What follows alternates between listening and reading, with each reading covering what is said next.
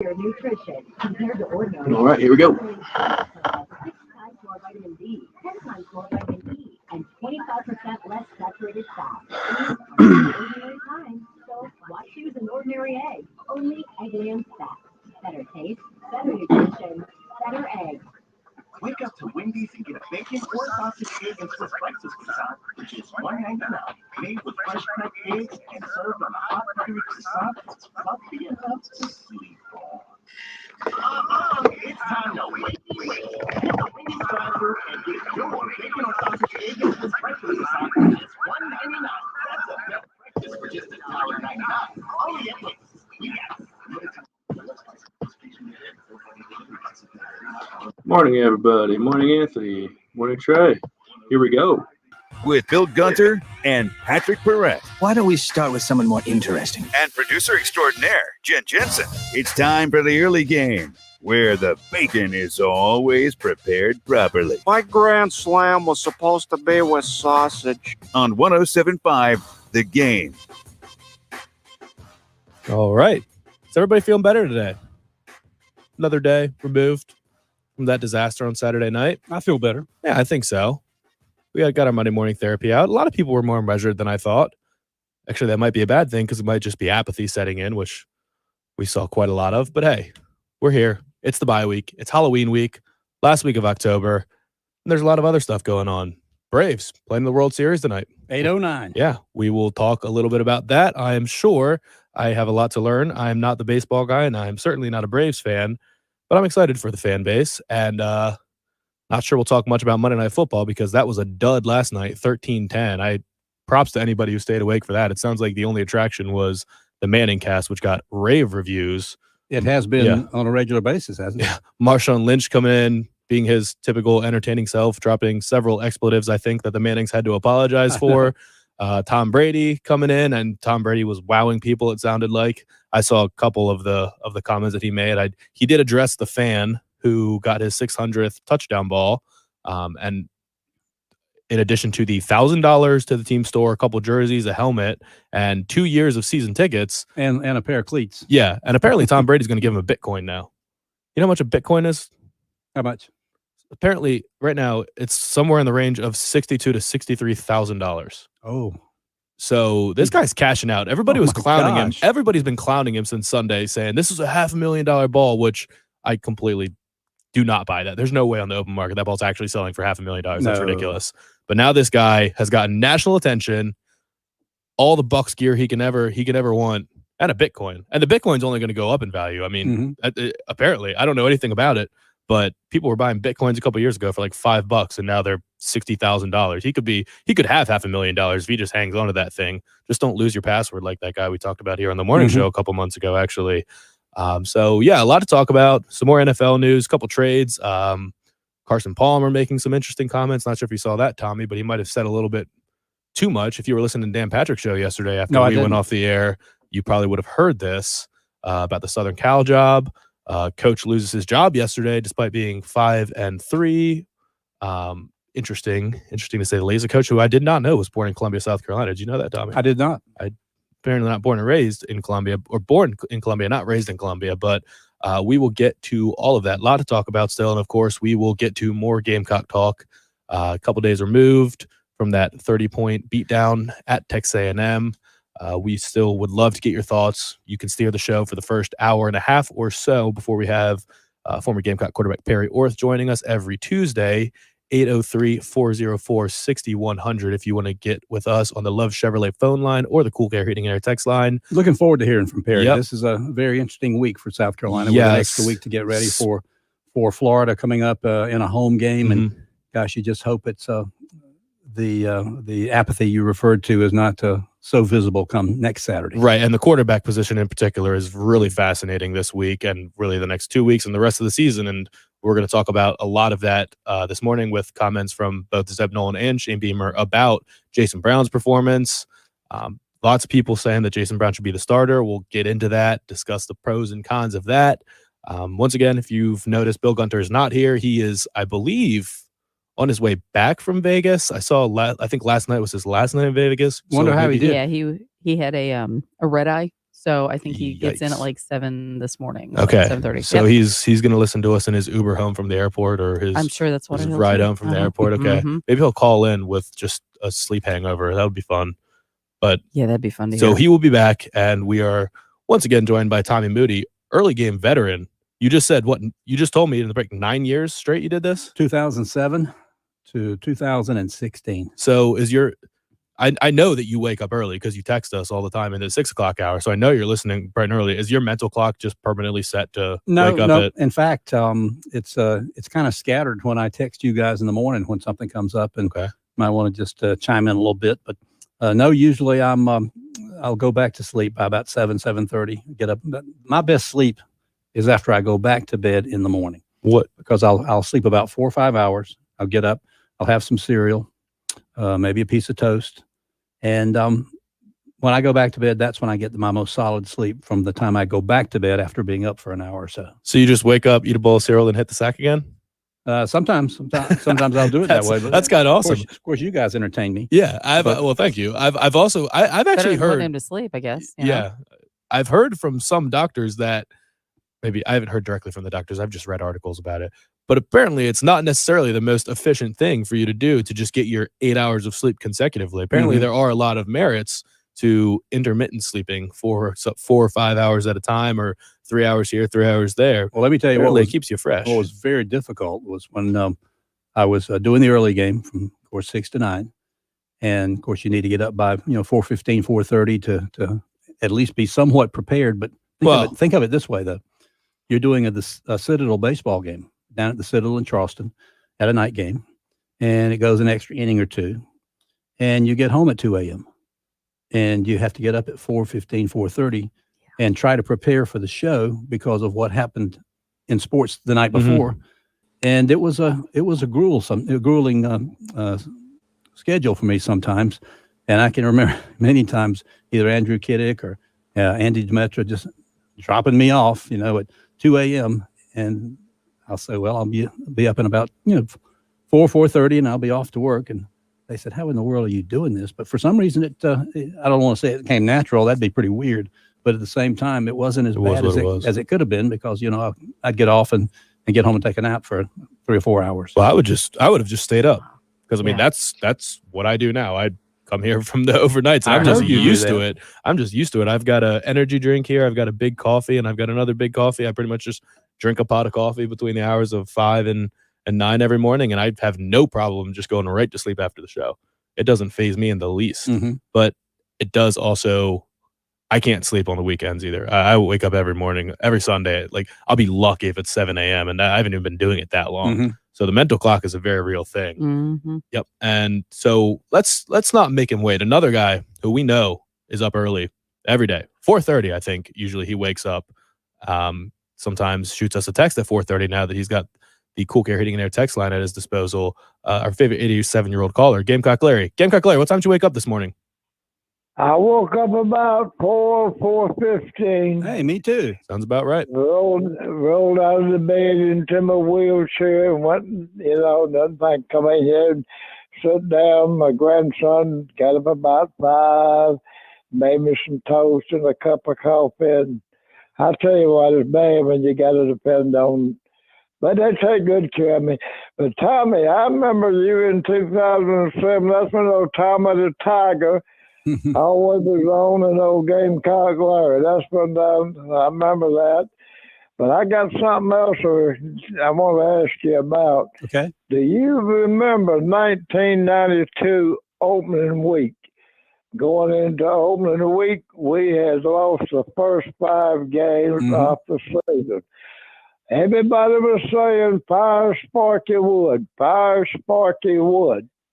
Well, they went into the opening week, and they didn't fire Sparky, but the players got together and talked a little bit, and they came back in the second part of the season, and I think they won every game except one. You're right. To wind up 6-6.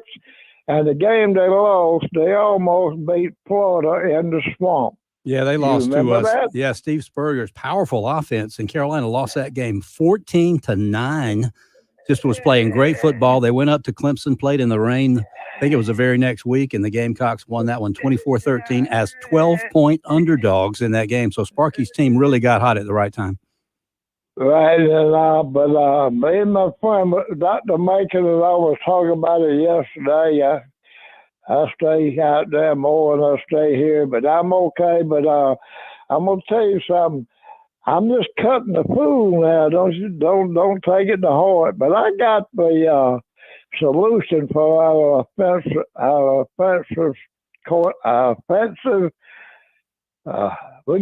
got the solution for our offense. Okay. Don't say throw it to the tight ends. All we need to do is name my buddy on the halftime, not the halftime show. Yeah, he is on the halftime show. Offensive coordinator, Pearson Fowler. He's got the answers to all our problems. You write him a note. Let him know that he's probably asleep. But I'm gonna tell you, I remember them good old days. Tommy'd be out there, and I'd be out there at Gaston Copper Security Guard and Tommy and all. And whatever happened to the Tater man? Oh, Benji's with another company now. Oh, he is? Okay, I just wanted, but I remember. A dear friend for a long time. Yep. Yes. But I've been one of those seven since you come on. And I love my 107. That's all I got to do is listen to all of them. But I love them all. And but we're gonna be okay. We gonna win at least 3 of the final 4. We're gonna start developing some of our younger players. We're gonna put a quarterback in there that can move around a little bit and save them just for, coming out of the bullpen and lead us down the field. That's about all I got to say.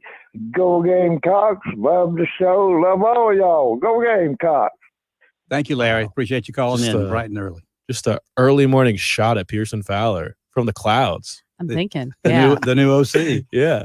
Well, Pearson did work with Eric Kimry for a little while, and a lot of people have been texting and calling in on the message board saying Eric Kimry needs to be the new offensive coordinator. So maybe Pearson picked up some tips. I would assume so. I actually don't know what Pearson's thoughts were yesterday. I assume he was pretty. I think we were all in kind of a foul mood. Yes, no pun intended. Foul mood yesterday. Yeah, I mean there wasn't much positive to say, but I would be open to hearing Pearson's solution. You never know. It is a puzzle that cannot be solved right now. So you know what? Let's take our input from anywhere you can get it. We'll talk about it this morning. We'll definitely talk about the quarterback. That's going to probably be the focal point of discussion from the Gamecocks perspective. But again, we're going to get to the Braves, opening up the World Series. First time since 1999.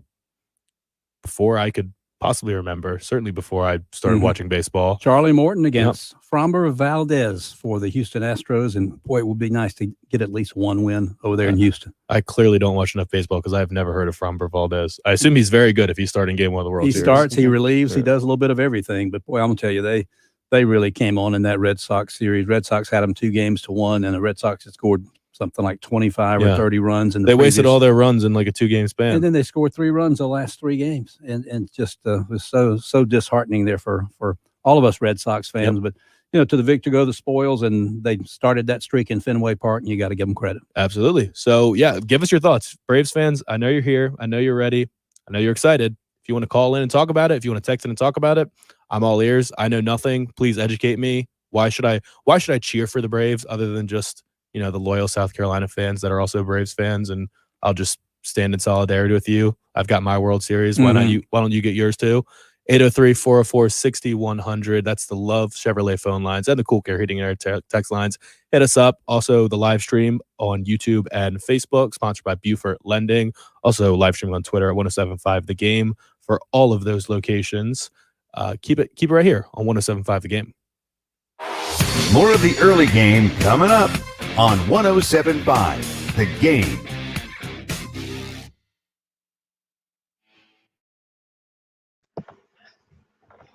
All right. Good morning, everybody. I'll tell you one thing, I got to give Larry credit. He can go back to 92 and remember a lot of stuff. $62,649.57. That's not a bad payday. Yep. Morning, Travis. What is up, Josh? RL, up early. Craig, what's up? Yeah, cameras. I mean, mine and Jen's cameras works. There's a camera in the corner that still is not working. I don't know when we're gonna actually get that camera working. It says it's This on, is- but Yeah, this is the one that turned green when Bill and I were trying to do the show last week because it didn't have enough power. Morning, DC.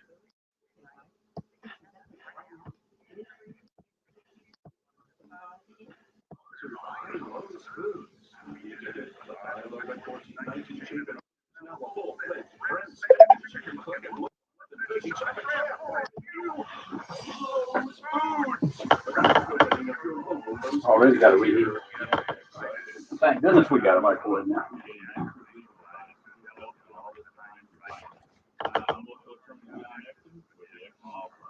Get the best results for our clients. We stay on top of the law and the IRS rules and regulations. It's important to us to get you back on track and in compliance legally without worrying for your future. At the Ekman Law Firm, we can handle hundreds of cases for everyday hardworking people like you right here in the Carolinas. Don't face the IRS alone. Know your legal rights. Call me to set up your appointment. First visit is completely free and confidential. Are we doing 2 or 3? Attorney in person at our office in Monroe. We're doing 3. Okay. Yeah, just for consistency. Call me. 803-771-9820. Or Law Firm. If you have an IRS issue, you need a local attorney. You need to got it. There's nothing like a calm, atmosphere of full basketball. That's Lovely. There's no deposit. Reach out to that fan base and let them know about your business and what is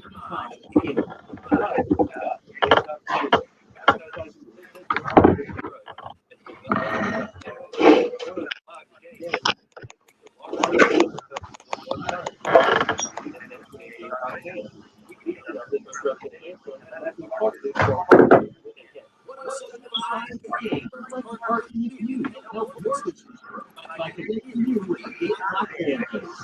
Reach out to us by going to our website, 1075thegame.com, and clicking the Advertise with Us link. 1075 The Game, the home of the Gamecocks. Broadcasting live from the Heritage Chevrolet Studios.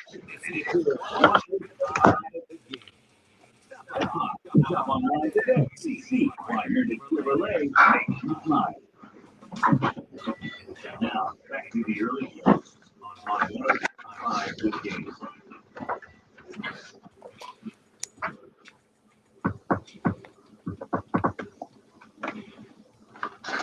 803-404-6100. That's the number to the Love Chevrolet phone lines and the Cool Care Heating and Air text lines. Not the only way to get in touch with us, though. 1075 The Game and Twin Peaks give you a chance to speak your mind whenever you feel like it. Our hot take hotline is there 24/7. Call 803-978-6654 if you need to vent. Sponsored by Twin Peaks for the men who never settle. Go see them down in the Vista at 600 Gervais Street. Actually, haven't checked that thing from the weekend. I assume the hot take hotline was lit up over the weekend. It's pretty lit up. Like a lot of fans probably lit up after that game. Probably halftime. I got to tell you about Gamecock Larry's memory. It's pretty strong. I'm looking at what he was talking about in 1992. Carolina lost to Alabama 48-7 in Tuscaloosa to go to 0-5. They had a player revolt against the coaching staff and had an off week on the 10th of October. On the 17th, Steve Tannehill inserted as a starting quarterback as a freshman. They shocked number 15 Mississippi State 21-6. They went to Vanderbilt, won 21-17. They beat Tennessee on Halloween 24-23. Tennessee was ranked 16th at the time. Beat Louisiana Tech in a squeaker 14-13 at home. Went to Florida, lost 14-9, and then went to Clemson and won 24-13. So I'm telling you what, Gamecock Larry just about spot on this morning. That is, yeah, I mean, that's ridiculous. That was before I was alive. I know. That's impressive. And Johnny Majors got fired that season for Tennessee after all the great things he had done. He'd won a national championship at Pittsburgh, but they let him go after the season. And, of course, Sparky got off to a great start to build on that momentum in 93. Brandon Bennett over the top broke our hearts with 2 seconds to play. And then South Carolina went to Arkansas, had a big lead late. Arkansas rallied, won 18-17, and it was downhill from there. And then before you know it, Brad Scott was the new coach in '94. I just don't know how. Bill has this too, where he can just remember certain plays and certain just by exact details. That everything escapes my mind immediately. I could not tell you a 3-game stretch from last year. I'd have to look at the schedule to remember it, and I would look at the box score and say, okay, yeah, I remember that now. Oh, I would too. That's too close.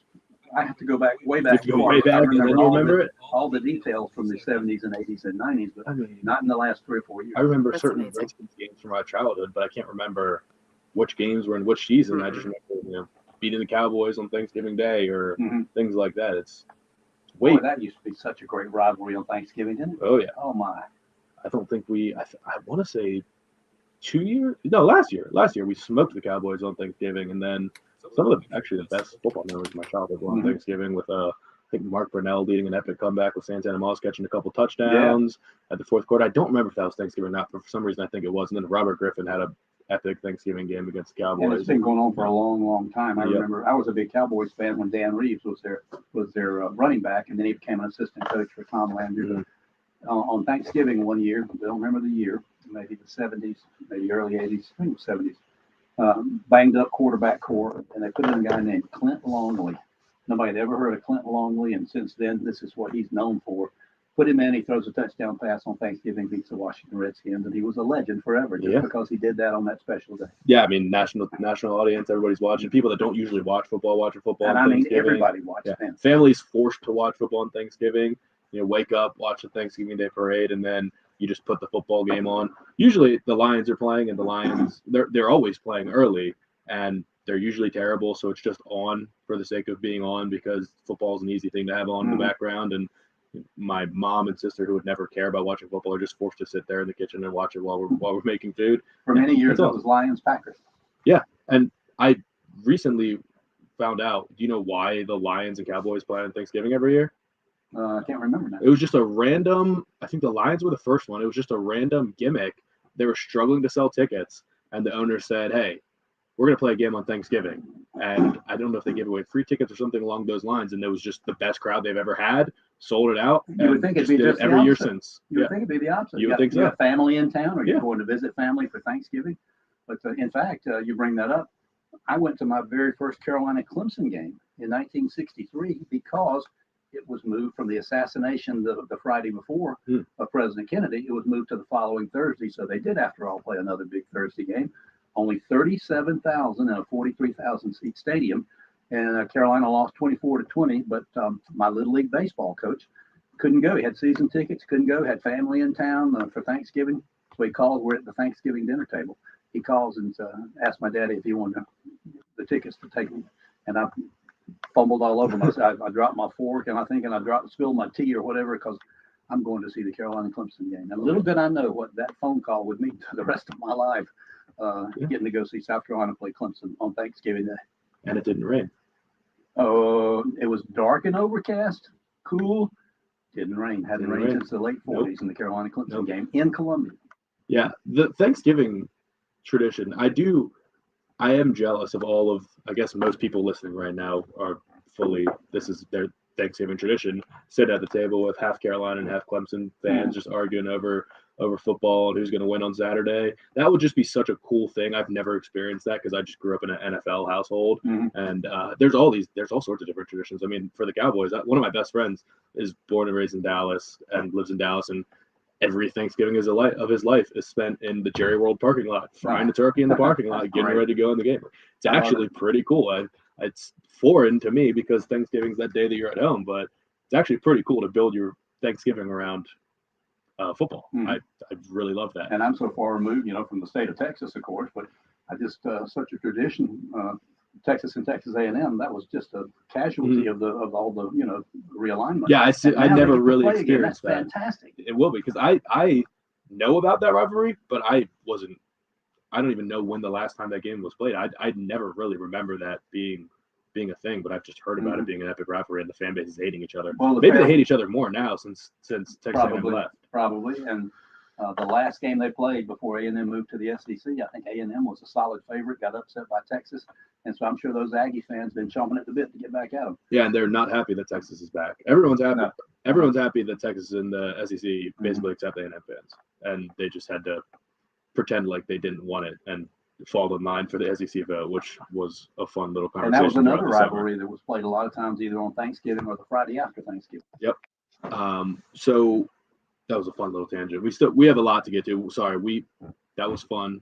We're gonna still talk about the Gamecocks, and we're gonna talk about the Braves. We did get a couple Braves texts, not really from Braves fans, but it seems like everybody's on the Braves bandwagon, whether that's a anti-Astros thing or just a Southern Pride thing. Well, they're my second favorite team, Yeah. so I'm gonna be really cheering them on. I am curious how I do think the Braves nationally will be everyone's darling for the World Series just because of the Astros, hating the Astros. I wonder what it would have been with Boston, but Except for the Dusty Baker factor. right, I do A love lot of Dusty people Baker. want Yep. him to win. He's managed for like 40 years. I think he's won he's won 5 or 6 divisions, right? Yeah, With never won a different World teams. Series. Yeah. And played for the Braves. And gotten fired after really good seasons. It happened in Washington, and then we were bad for a couple of years. I think with Matt Williams after him, and just was not a good decision firing Dusty. So I would be happy for him. But we talked about it briefly last week, how I mentioned I was listening to DC radio, and they were talking about the potential World Series matchups. And I heard it from a couple of like big cities, Metropolitan Northeast, things like that, where they're saying anybody but the Braves. They're just like the Braves. Just that's not a sexy team to have in the World Series to certain audiences. And I was like, what, really? Because all I've heard about is the Braves and how great it would be if the Braves. And I was just thinking about it from the Southern perspective, and apparently that was not gonna do it for people around the country. So I'll be interested to see how the ratings are. I think they were pretty poor last year, and COVID can be attributed to that. Okay. But the year before that was the Nationals and Astros, and the road team won every single game, and it was really interesting. But I still think the ratings were bad. So And when you consider what a story the Nationals were that year. Yeah. To come from nowhere to win that whole thing, and they got so many big clutch hits. And that was a fun World Series to watch. And somebody said in the live stream yesterday, the Braves have a little bit of that same vibe that the Nationals had, which I do agree with. They're a fun team. Freddie Freeman gives me all sorts of Ryan Zimmerman vibes of the guy that's been there forever. Zimmerman was the first draft pick ever for the Nationals. Freddie Freeman's just been a great player forever, never gotten his chance. They lose Acuna. The Nationals had just lost Bryce Harper the year before, doing it without your best player, your superstar. And going into the season, arguably their best pitcher, Soroka, no longer with because of injury. So it does feel like they've got a little bit of that magic, and we'll definitely talk about that.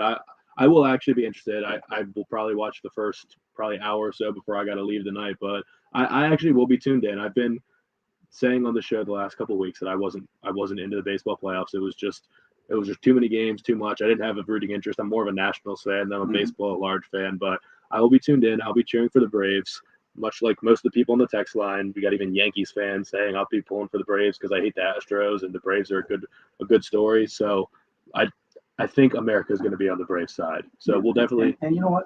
It's probably just my imagination, but watching that game, that clinching game, and see what happened with the pitching staff in the 7th and 8th, and that great play by Dansby to end the game and win the pennant. To me, that's the loudest. And this is just my television now. This is the loudest I've ever heard a baseball stadium on TV. Am I wrong? Am I just reading too much into that? It was just incredible, the noise coming out of that. It was in the videos of the street. I love when fan bases are all watching from the streets on the giant TV, and they're right outside the Braves stadium, even on the road. It was just really cool. So I will be pulling for the Braves. It'll be really cool. We'll definitely talk a lot more about that, and we'll really get into it throughout the week as these games start to unfold. And what is it? Today, tomorrow, then switch locations. Is it a day off or 2 days off? Just 1 day off? Okay. So 4 games this week for Friday? Yeah, I guess that would be right. Thursday and Friday. So it's gonna be a lot of baseball. Friday and Saturday. Okay, Friday and Saturday. Okay. Either way, a lot of baseball talk this week in the middle of football season. Thankfully, the bye week's here. This is actually the perfect thing for the Braves to be playing the World Series during the Carolina bye week, and when things are not going well anyway. It was pretty nice the other night when you're just sick on your stomach for the Gamecocks to be able to switch over and have a good vibe, watching the Braves play. A lot of people say they were more than happy to switch off the South Carolina game to watch the Braves on Saturday night, and I really can't blame them. But yeah, lot more Braves talk to come, more Gamecock talk. maybe a little NFL talk, college football at large talk. There were a couple interesting stories that came out yesterday. I mentioned Carson Palmer, Matt Wells being fired from Texas Tech, which is kind of a strange situation. But yeah, really still a lot to get into. It's an action-packed week going into a bye, and happy to do it. So 803-404-6100, anything you want to talk about. Cool Care Heating and Air text lines, Love Chevy phone lines, and please join us on the live stream. A lot of interaction there this morning. We have a good time with that on the breaks. So we will be right back here on the early game on 107.5 The Game.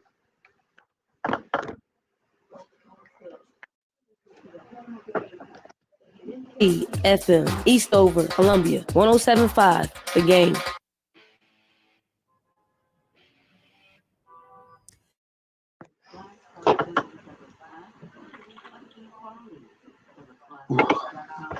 All right.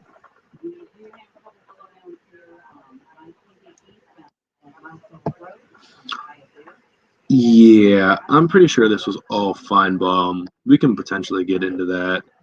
I think it was brought up in Heat's show yesterday, and he dismissed it pretty quickly. The Feinbaum saying that Beamer would have interest in the Virginia Tech job if it were to open up. And it would really just be – it would make – if he actually did that, it would have made his whole – his whole perspective or perception here as the guy who wanted this job more than anything, Mr. Gamecock, no place I'd rather be. Everything he said would ring hollow. And I mean, I don't know how a Virginia Tech fan would be able to. Why would they want him? Right? Yeah, I mean, I don't care what his name is. South Carolina fans would hate him so quickly. Oh my gosh. The reason he's so loved is because he has what seems like a genuine love for the place. And if he just left like that, people would be like, wow, we completely got swindled, didn't we?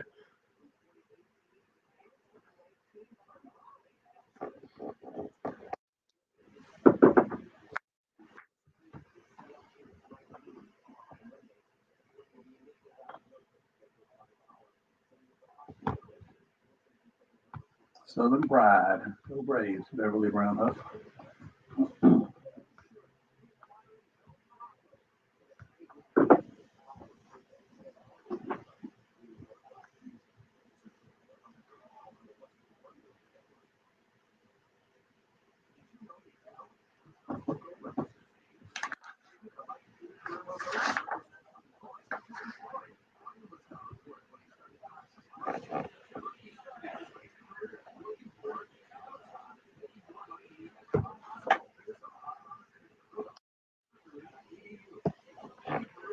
I do not collect memorabilia. I wouldn't mind collecting memorabilia. It's just too expensive, and I've been broke for too long to collect memorabilia. Most famous person I met. That's kind of a hard question. Met as in like ever shaken hands with, or met as in had conversations with, and like a legitimately memorable interaction. I don't really know. We'll be back to normal tomorrow. Bill is, I guess, making his way back to Columbia as we speak. I don't know if I'd call that normal, but you know. Yeah.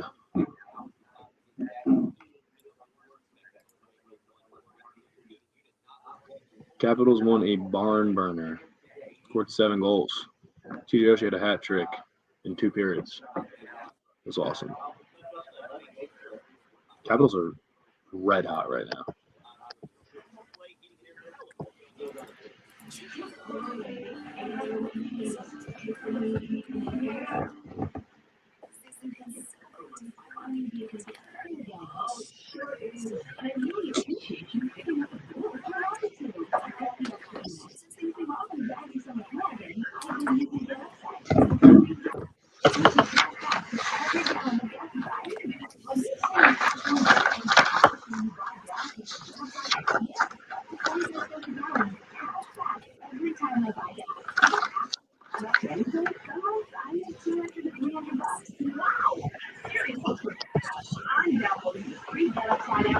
Download the free Get Upside app now in the App Store or Google Play to save up to 25 cents a gallon when you buy gas. Use promo code BLUES for a 25 cents a gallon bonus on your first tank. 50 cents a gallon. He is on the live stream. He's looking at the text. He's just not on camera. Oh. He's got a computer in front of him. It's just a camera that doesn't work. Tommy was answering questions on the live stream yesterday. Oh. Car, I love it. A Halloween movie, as in like a spooky movie, a Halloween themed movie, or a Michael Myers movie?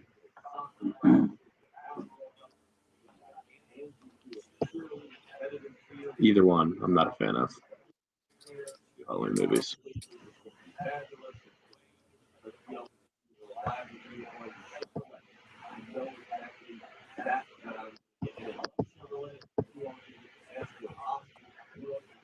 This woman in black. Looking this up. With Harry Potter, I do recognize this. What the heck?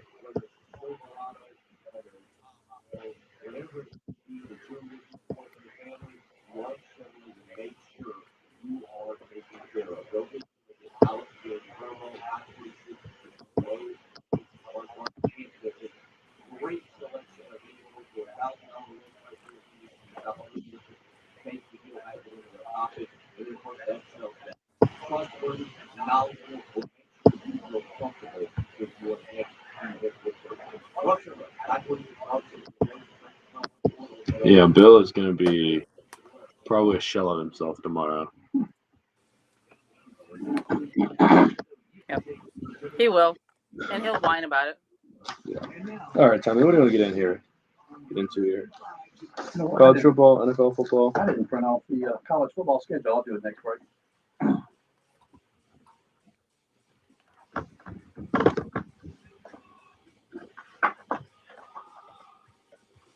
803-404-6100. That's the number to the Love Chevrolet phone lines and the Cool Care Heating and Air text lines.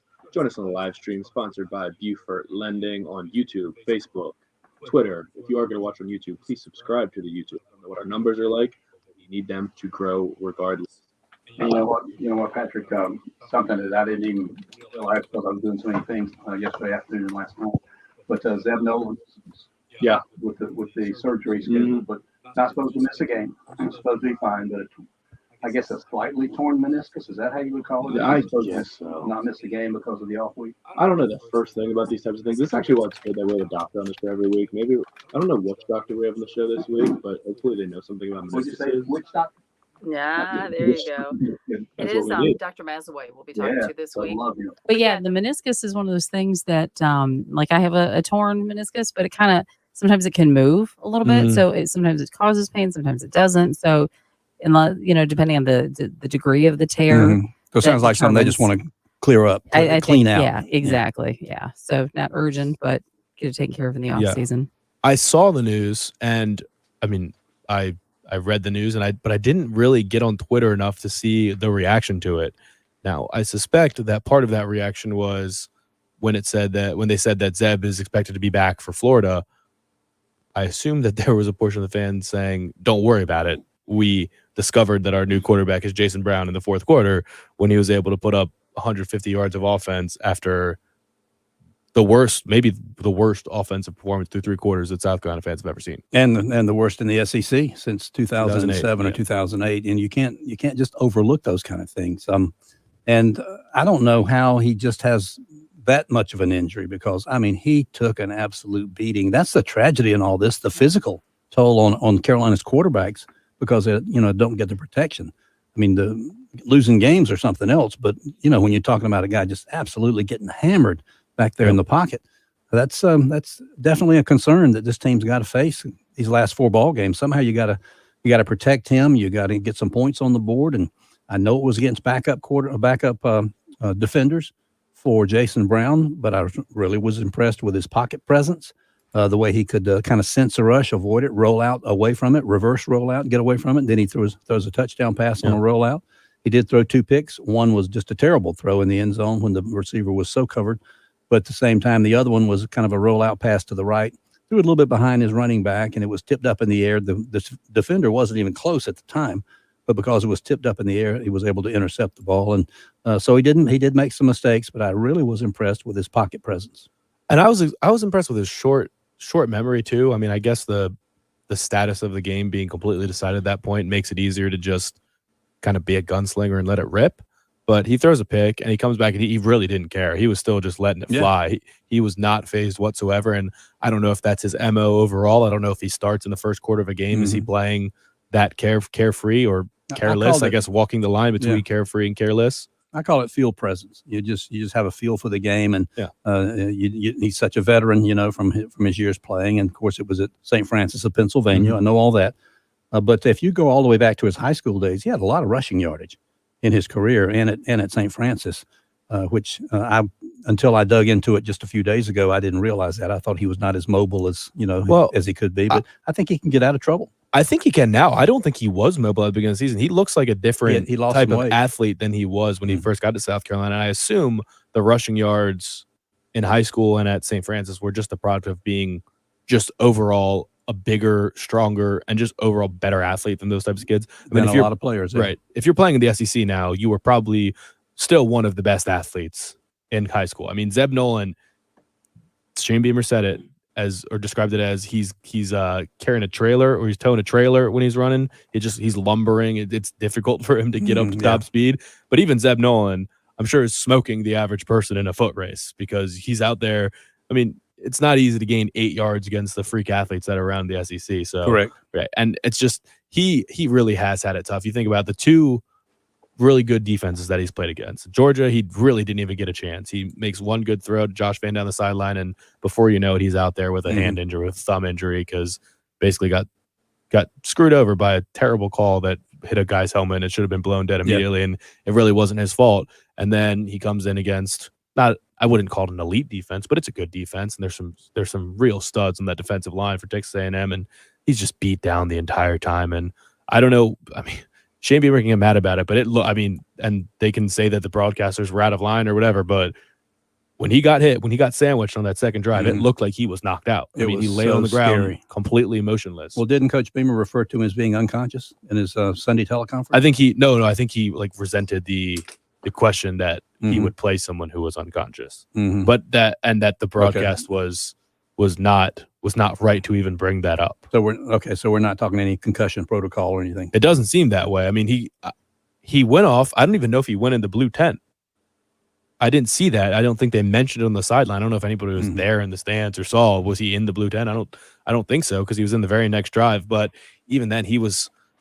I don't want to say playing scared, but he was, in the sense, feeling pressure that wasn't there, because it wasn't much longer. I think it might have been the very next drive that he goes in, and it's a 3rd and 12, I want to say, that he takes a shotgun snap. Texas A&M rushes 3. There's absolutely no pressure in his face, and he throws the ball fading away. He's running backwards and throws the ball off his back foot, literally running away, and there's no one within 5 to 10 yards of him. And that can't be, be a good sign for your offensive line. That just shows you have no trust in your offensive line, because you're just dropping back, assuming that someone's going to be in your face before you know it. So, and that's a reasonable assumption this year. It really is, yeah. So, look, does Jason Brown give you more upside? Maybe. Do his legs add something that the offense needs? I don't know. It didn't really happen with Luke Doty, did it? Are they going to actually use him as a runner? I don't know. We'll see. But again, my notion about the pocket presence, I thought he had more pocket presence again against backup players late in the ball game to give Carolina their 2 touchdowns. I've liked his pocket presence as far as his savvy on the field in a certain situation when the play is going on. I like it better than either quarterback that's played for Carolina before him. I would tend to agree with that. And this will be probably the dominant topic. In particular, it'll be the offensive coordinator, the coaching staff, and then who's going to be the quarterback, as per usual for any college football program.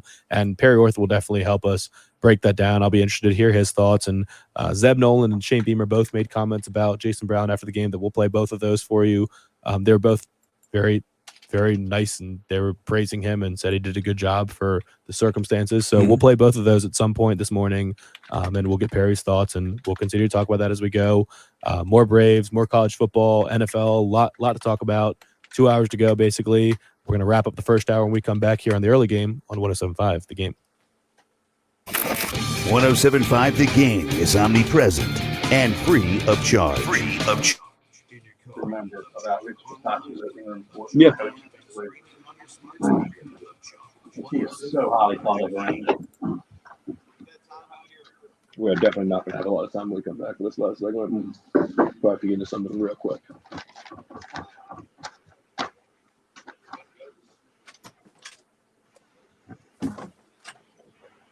$8.79 on the YouTube. Jen says.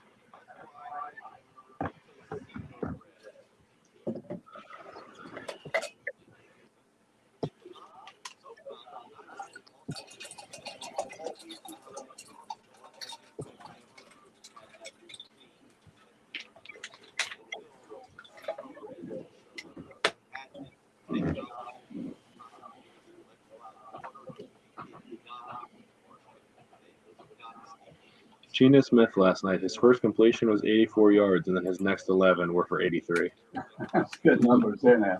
And that was it. That was it for the night.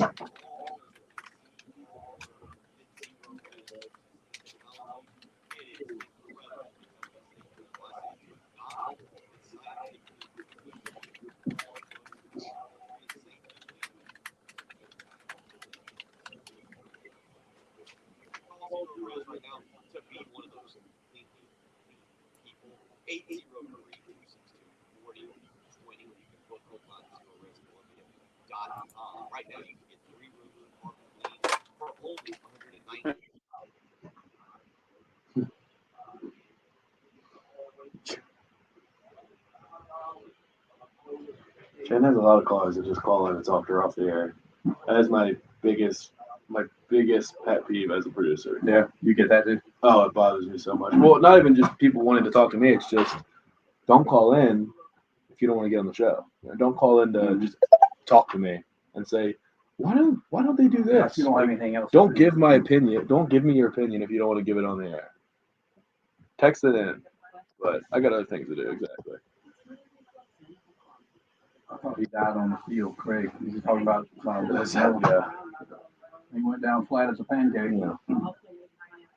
All right. So I guess we'll try and get right out to this caller. Okay. Give him. I mean, we're not going to have more than 2 minutes, I would think.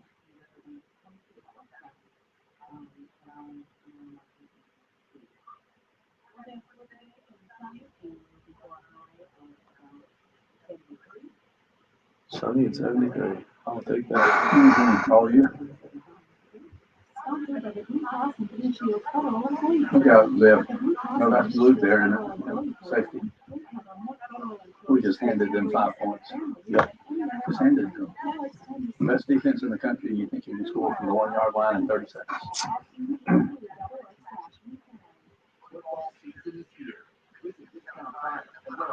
There's a freak. That's in a message, all right.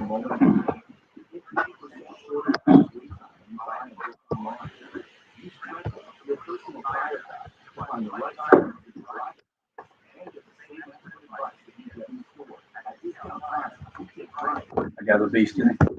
Jordan, oh my gosh, he's a monster. This guy plays like Thanos. What's wrong, bro?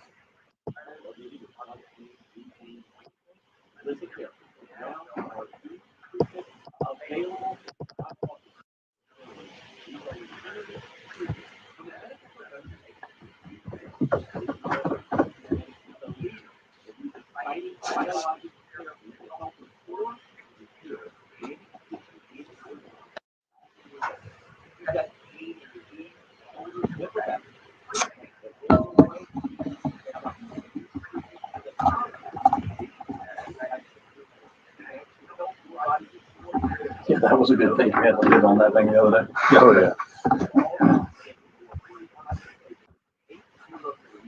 These things just, they're too good at keeping coffee hot. I can't drink it for the whole show if I keep the lid on it. Seriously? Wow, it's so hot. I can't even take a sip.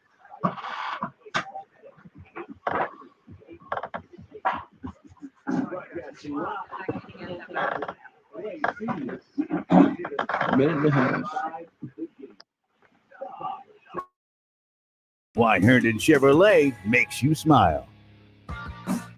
And now, back to the early game on 107.5 The Game.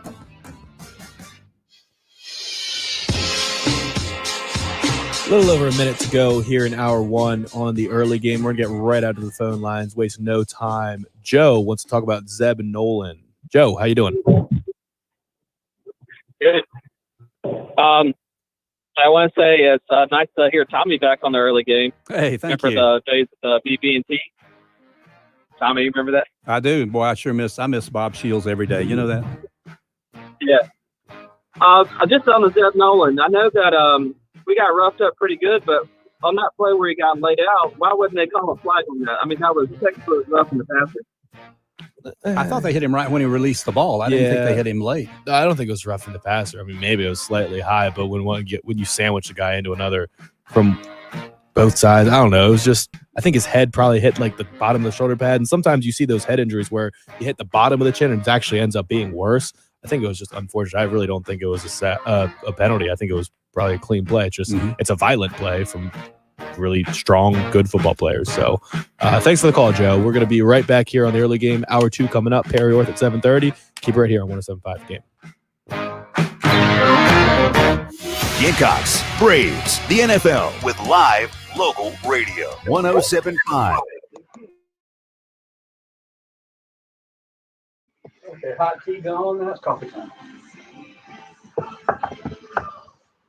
Attorney Joe Cordell. Think back to a time when you had to contend with a difficult challenge. Let's get these. Almost all those cases, you had someone alongside you. I smell coffee. Challenge related to a career change, a health crisis, or even the death of a loved one. But if the challenge is, Tommy might be brewing his own. Yeah, I think he is. Don't typically smell that. In the legal system now terms the opposing party. This is why guys notoriously are prone to being isolated and alone during the divorce process. The good news is you don't have to go through this alone. Let Cordell and Cordell be the partner that you can count on through the challenges of divorce. Call us at 866-DADS-LAW or visit CordellCordell.com. You're not alone. Schedule an appointment with one of Cordell and Cordell's Columbia area attorneys. 866-DADS-LAW, 1201 Main Street, 2840. The message that we got in mocked up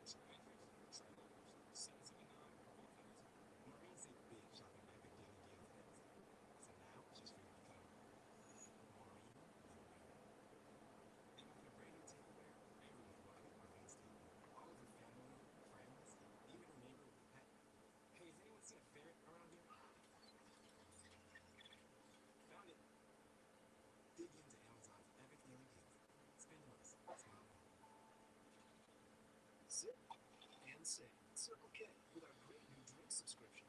Join Sip and Save today and enjoy one drink a day every day for just $5.99 a month. Enjoy your favorite Circle K ice cold fountain, frosty, or freshly ground coffee every day. That's 30 drinks a month for only $5.99. So sip and save at Circle K. Sign up in store or at CircleK.com. Circle K. Did you know Prilosec OTC can stop frequent heartburn before it begins? Yep, I said before. Block heartburn at the source by taking the Prilosec OTC 2-week challenge. With just one pill a day, you get 24-hour heartburn relief. That's all day. Start the 2-week challenge today at PrilosecOTC.com and live heartburn-free. Just one pill a day, 24 hours, zero heartburn. It's possible while taking Prilosec OTC.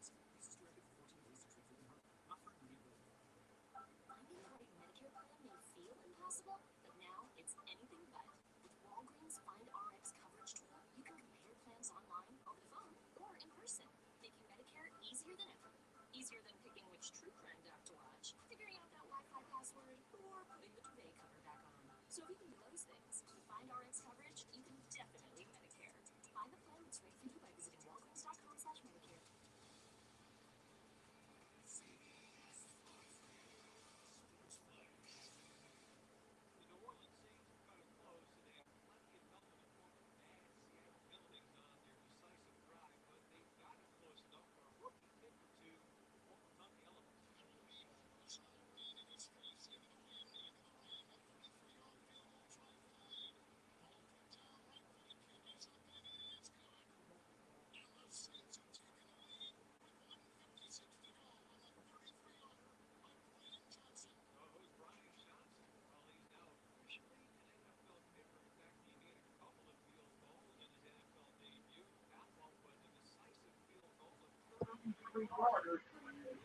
Morning, LeVar.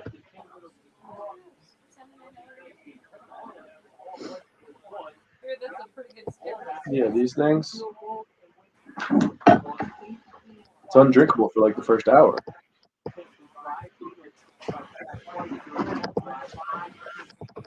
Is that a Yeti? No, it's not even. I think this is the Costco brand. It just says reduce. Sounds like it does the trick. Yeah.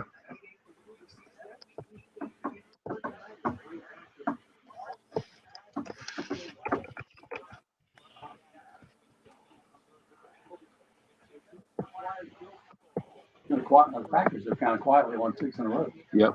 They look terrible opening day. Well, and they got a huge one on Thursday night against Cardinals. Where is that?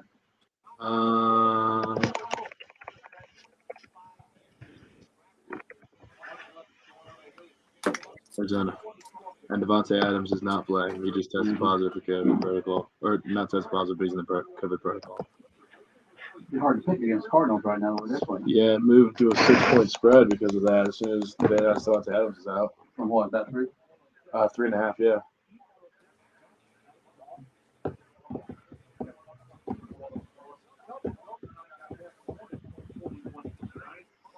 We still have all the audio from yesterday. Have the what? The custom yesterday. Yeah, I opened up the one about Jason Brown. Yeah, we can just come right in with the Beamer on Jason Brown one. We got the readers. Number 7. Yeah. Yeah. So we'll be tight on the first 2 segments. That way we can give the most possible time when Perry comes on. So we'll probably get out at like 12 and then like 12 to 15 and then like 27-ish. How long do we have him? We have him for a half hour from 7:30 to 8.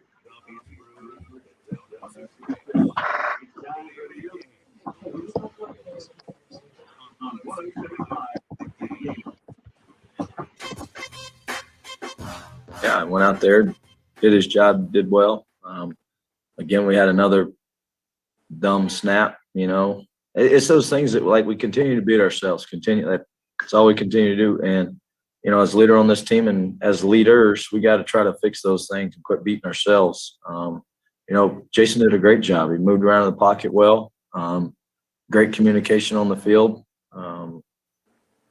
What more could you ask for? Go down there and get 14 points at the end of the game in the fourth quarter. That's Zeb Noland after the Texas A&M game, talking about Jason Brown, who is his backup, but he thought was going to be his pupil heading into the season. Yeah. I think the question was framed that way too. What a strange season. It is just bizarre. When they asked the question, I think I can't remember who asked it. I apologize to whoever did ask the question, not getting their credit, but I think he framed it as like, yeah, you were expecting to coach Jason Brown when you came here. So from, I guess, the coach's perspective, what did you think about how he played? And Zeb's trying to get into coach's mode after being really upset about how he and the team overall performed in that game. But I mean, I think you have to give Zeb props. I think what I'm seeing from the text line is a lot of people impressed with the way he played. Richard said, went back to watch Jason Brown highlights from Saturday after hearing you guys speak on it, and that touchdown throw was the best a Carolina QB has looked all year. If he doesn't get the start next week, something is wrong. Maybe he's not a good practice guy and really just a gamer. can't hurt to see what he has. And I mean, I agree with most of that.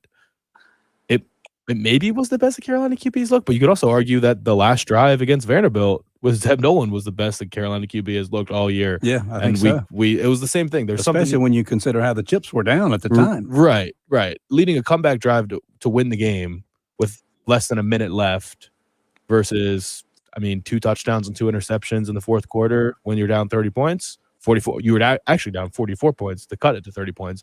I mean, neither one of them were against good teams. And the Aggies helped with some penalties on those 2 drives, but those were very lengthy drives, both of them for a score. Yeah, I mean that's where South Carolina got all of their yards. And then I mean we can poke holes in both of these things. We can say that Jason Brown did this against the backup defense.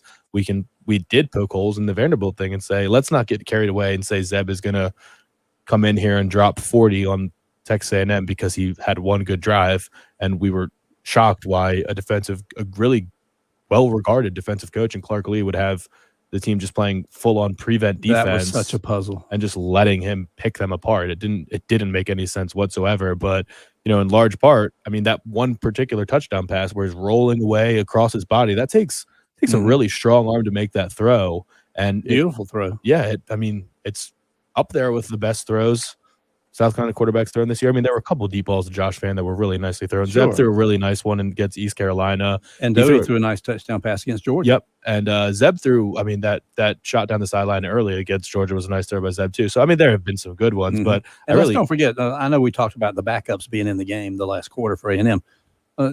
Never a doubt that any team that's playing defense with a shutout, that means a whole lot to the coaching staff and the team to keep that shutout intact.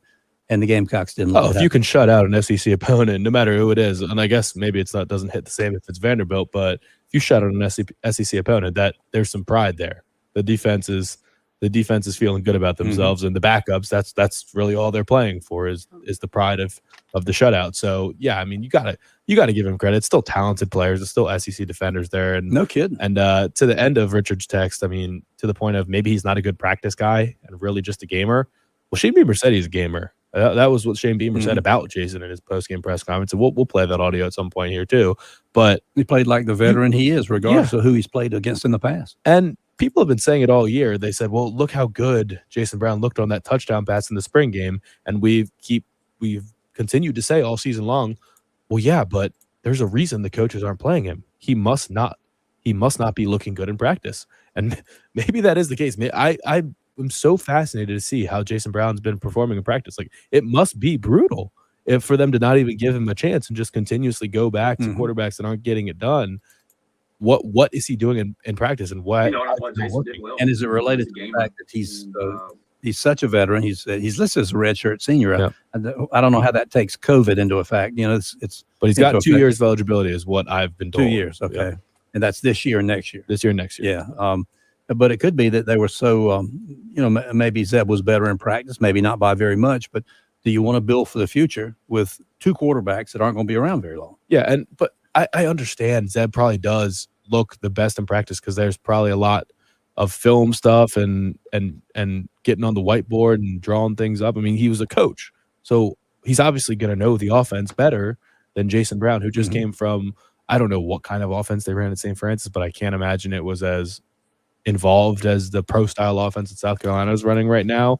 I mean, I don't know. I'm sure there are offensive coordinators in the FCS that are running advanced schemes, but I'm not sure that was the case in St. Francis. And I really couldn't watch full on game film. I just watched highlight tapes, and it seems like Jason Brown just threw it up to EJ Jenkins on every play, and they were just both better than everyone else, and it seemed to work out pretty well for them. So, but if you know he's a gamer, which Shane Beamer said, then why are we putting so much emphasis on how he's performing in practice? Why are you not giving him a shot in the games? Because that's where he shines. If the lights are on, he's going to play well.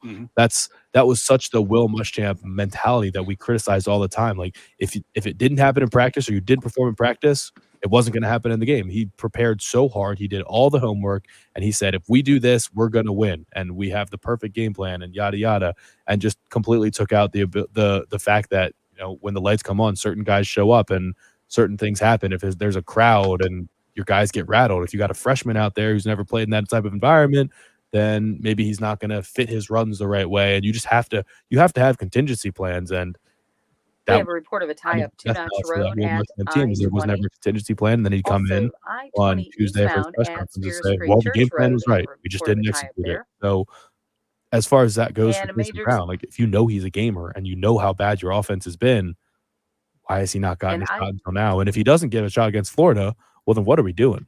I mean, that's really going to upset people, especially with Zeb coming off of surgery and just really not being able to get anything done against Texas A&M. I mean, it is brutal how the roller coaster of emotions that We do have a and report of an basically have where accident, they're two-notch road all at on the Zeb I-20. train last week when Also, Jody goes down I-20 and saying, you know eastbound at what, Spears Creek Zeb's Church time to Road. shine. We love this story. And And it is a I-20 cool story. westbound is But Jason closed Brown right comes now in after between Zeb the Peak played exit and Columbia the way Avenue. I So said, that's he between played bad. exits And 97 Jason and Brown came in and scored 91. the only points of the game. I-26 And then And now you got- everybody's all westbound aboard is Jason currently Brown. Then you got all this other due stuff to you an got to worry earlier about correcting. accident. I mean, how you going to win games when you have trouble with a snap from center, 5 or 6 or however many times it was? You give them a touchdown with one of them.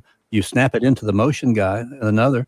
I know communication was an issue there, but at the same time, there's so much to work on for South Carolina. And then you get to the quarterback, the most important position on the field, and you gotta filter that in with everything else that's going wrong, like the snaps from center. I just it's a We do tough have a place report to of an be in to try to accident, win two-notch one more game this season for South Carolina. And I know a lot of people think they're going to do it, maybe win 1 or 2. But I think 80% of the Gamecock fans think that we've won as many games as we're going to. Yeah, I would say so. And Shane Beamer mentioned we're a banged up team. We need this bye week to get healthy. And I kind of rolled my eyes because I was thinking, none of your star players are really hurt. I mean, there are teams that are missing their starting quarterback, their starting running back, starting receivers. Like there are teams that are really banged up. And I think Coach Beamer's reflected on that too. He said, but we're not alone in that boat. Everybody's got injuries this time of year. Yeah, but the more I think about it, I mean, when you have your third starting quarterback potentially if Jason Brown goes in and starts, you've been rotating back and forth between quarterbacks. Your offensive line has been rotating both for lack of performance and injury with Dalen Wonnum out Saturday night. That was clearly very, very tough situation for Tyshawn Wonnum making his first start. Gets a bad holding call when a first down would have been converted and actually given South Carolina some momentum. Would have matched the entire output of the offense for 3 quarters. That one play that got called back on a hold. So, when you just don't have continuity on the offensive line, when you don't have the same signal caller in each and every week, it can be hard to just make everything work. So from the standpoint of we just want the same guy out there, we want them to be hearing the same thing. Maybe the cadences are a little bit different. The clap sounds different. I mean, there's all these little things that could go into it. And I just don't know. I don't know what they see Jason Brown doing or not doing that makes them think that, we can't go to this guy. But I mean, he showed it. He showed it on the big stage. He's ready. He can make the throws. He's a much better athlete than we expected. And I think I would be, at this point, if I was handicapping, I would say that it's got to be like a 60% chance he starts, right? I'd give like a slight edge to Jason Brown at this point. I would certainly do that. Jim speaks, I see in his message, speaking of bad snaps, go back and watch how many snaps to Jason Brown were bad, but he handled them one-handed or very athletically. The snaps have been bad a lot this season. And also from Craig, says Georgia has been out 4 to 5 receivers, have been without 4 to 5 receivers for quite a while now, and they're just sailing along.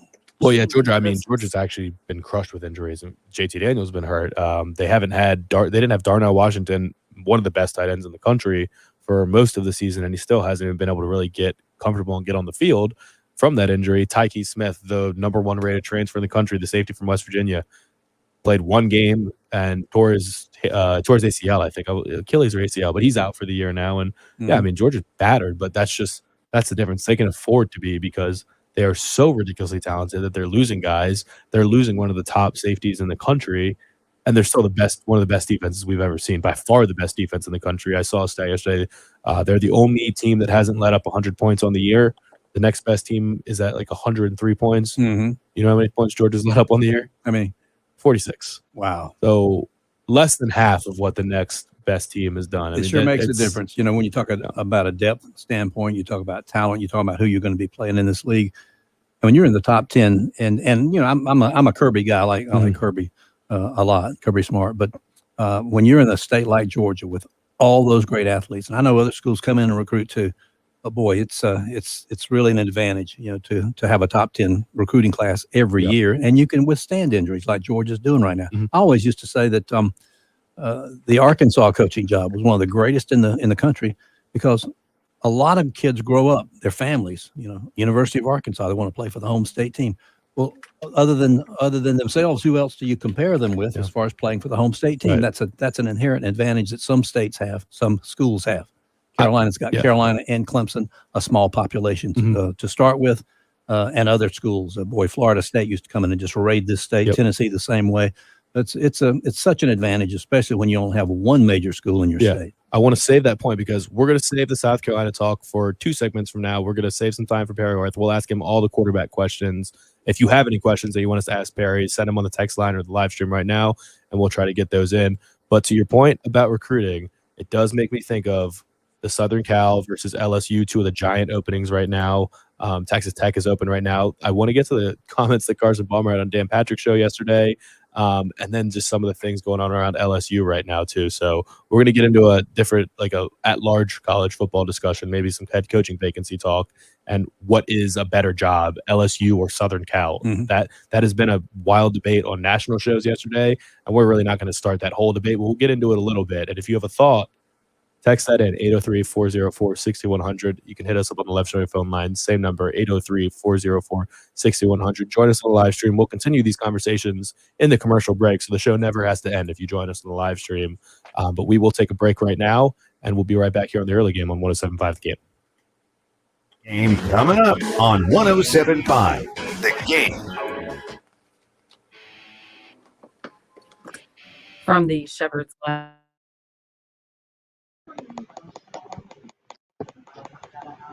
All right.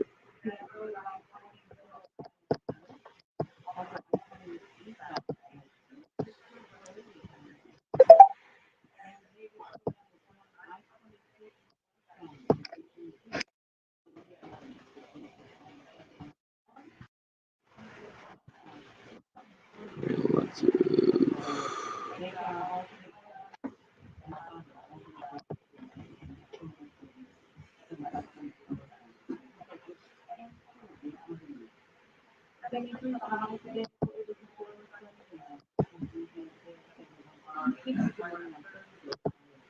Can you ask Kelly Wiegand if is that a he, Kelly?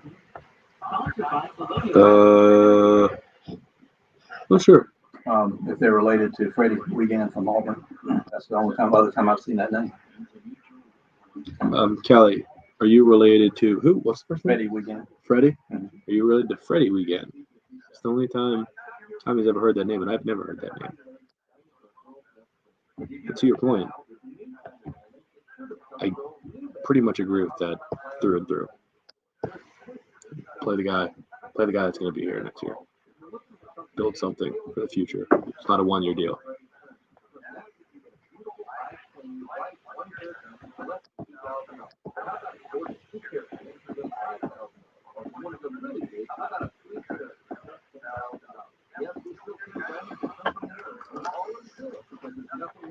Not close, huh?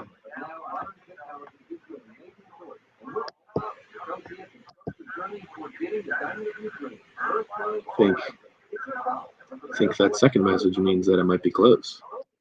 Because I grew up an LSU fan, so I want to say LSU. I think I lean LSU. But it is an interesting discussion.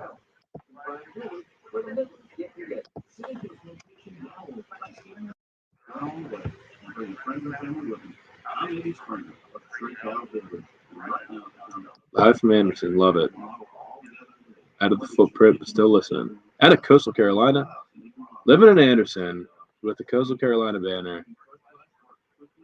But glad to hear about the Garnet and Black. You're a true South Carolinian, RW Sharp, 88.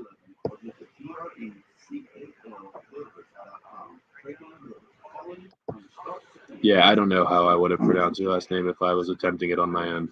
Go ahead, Tommy. Not that they know of, not related. Unique last name.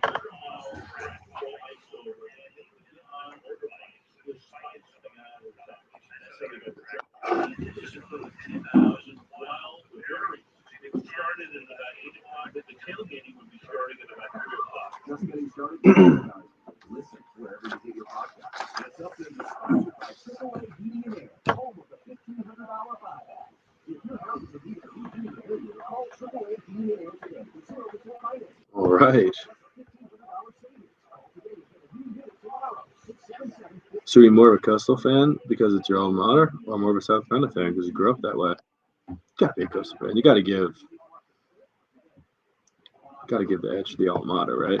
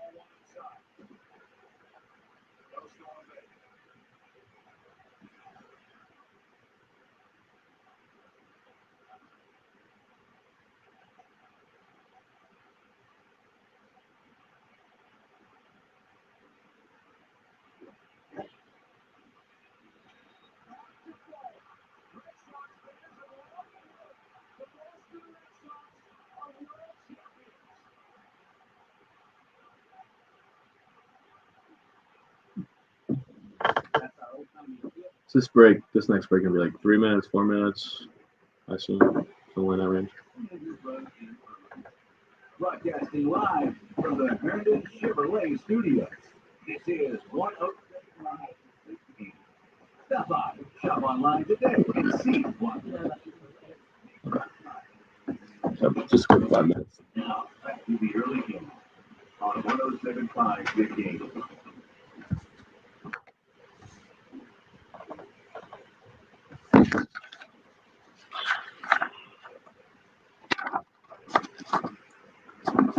The Trendside Beer and Orchestra is coming back to Columbia on Wednesday, December 8th at the Colonial Life Arena. A portion of the proceeds will benefit Family Promise of the Midlands, a charity that aims to help families experiencing homelessness in their quest to achieve sustainable independence.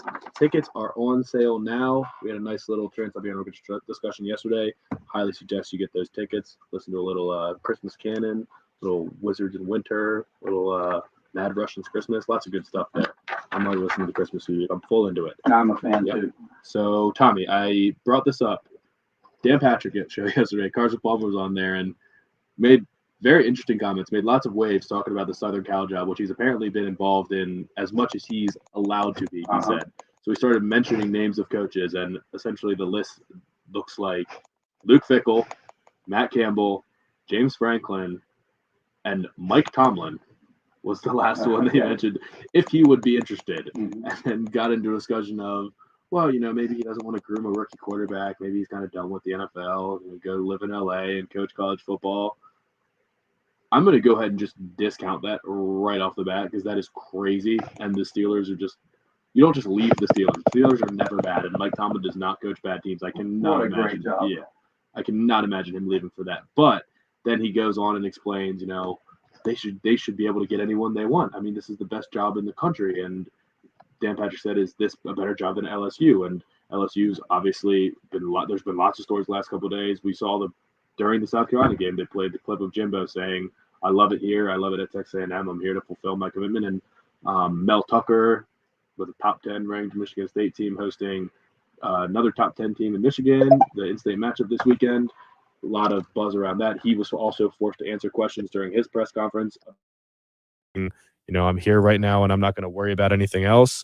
So and he's just really starting to try to make a name for himself. Yeah. Now. It's not like he's been around for 15 or 20 years as a great college football coach. But I was really fascinated by Palmer's point, which makes sense on the surface, I think, where he basically just said, look, the SEC is better, but Southern Cal is the best job in the country, and the Pac-12 is easier to win in. You know, all you have to do is be the best team in the Pac-12, which is not as difficult as being the best team in the SEC, and the road is easier.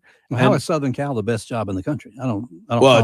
He is a Trojan, so I mean he's going to be a homer Heisman winner. Yeah. But I was thinking about it. I mean, if you if you can get Southern Cal to where they were, and you have Southern California, and you could pretty much dominate the state of California, like you were saying with Georgia. I mean, Georgia gets every player. University of Georgia gets every player in the state of Georgia that they want, basically. And that's why LSU is such a good job, because Louisiana, for the size of the state, is ridiculously talented every single year. And LSU has their pick of the litter of Louisiana kids. They can build a contender. Kind of like I was talking about Arkansas earlier, the main competition in LSU in that state. Yeah. Well, if you dominate that state in recruiting, you got to have a good football team. Yeah. But year in and year out, LSU is a national contender with basically all Louisianans. But I just think about that, and if you really could, I really do miss college football where Southern Cal was phenomenal, and there's West Coast football to care about, because right now there really hasn't been, other than Oregon every once in a while in their cool uniforms, but they haven't been nationally contending like that. And I don't know who the best fit for Southern Cal was, but I would think that probably it's Luke Fickell. He seems to be the home run right now. And, every major coaching job that's open, you better make that phone call first to see if there's interest, because Luke Fickell has just done an amazing job. And I think he's got a great pedigree. Yeah. And I think he fits what Southern Cal needs, because the Pac-12, I mean, they're doing the air raid thing with Graham Harrell right now, and it's fine. They're scoring points. They're beating bad teams. They're scoring lots of points against bad teams, but they're not winning big games. They haven't been tough for a really long time. And that dynasty under Pete Carroll, that was actually a tough team. Like, we think of the flair of Reggie Bush and Matt Leinart throwing lots of touchdown passes, but I mean, like, Lendale White was a monster. You had the Khalil brothers on the offensive line. You had those three linebackers, Brian Cushing, Clay Matthews, Ray Mataluga, all in the same linebacker group. They were actually tough, and they were physically dominating teams. They need to get back to that and stop trying to be this air raid West Coast offense, whatever you want to do or call it, and just stop trying to score a million points. I'd be tough like the SEC teams. That's why the SEC dominates everyone, because no one can compete with them on the lines of scrimmage. And another thing they can always boast about, of course, one was taken away from them, but six Heisman trophies. That goes way back. 65, 79, 81, 02, 04, 05. That is a lot of tradition at Southern California, but I just don't understand how right now that could even remotely be compared to the LSU coaching job. Yep. So this is a fun discussion, and we're probably going to get back to it, because I'm very interested. We've got some good takes on the text lines and on the live stream, but we do have Paraworth coming up next. So we're going to take a quick break, and we're going to come right back here with a lot of Gamecock talk with Paraworth for the next half hour. So keep it here on 107.5 Game.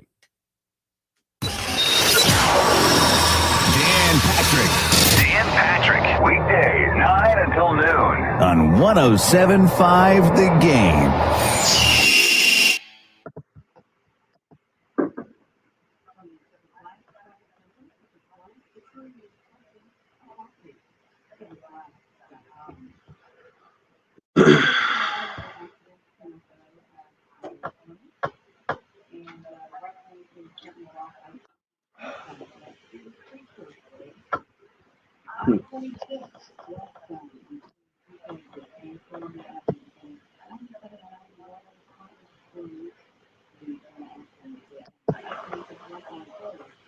I think you make a very strong point, and then Alan makes exactly the opposite point. If I had to coach a college football team, I'm choosing LSU over USC. No way I'm living in Southern California. Been there, done that, and it sucks. I think when you say that in South Carolina, you're going to have a lot of people agreeing with you. But if you start talking about how Southern California sucks, there's a lot of people in this country that are going to say, what in the world are you talking about? I've never been to California, and I don't really like the beach, so it's not really my thing, but I most definitely see the allure.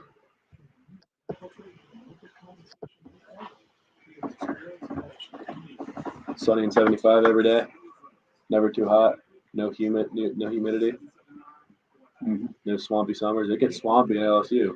Whew. I've been in New Orleans in the summer, and it is brutal.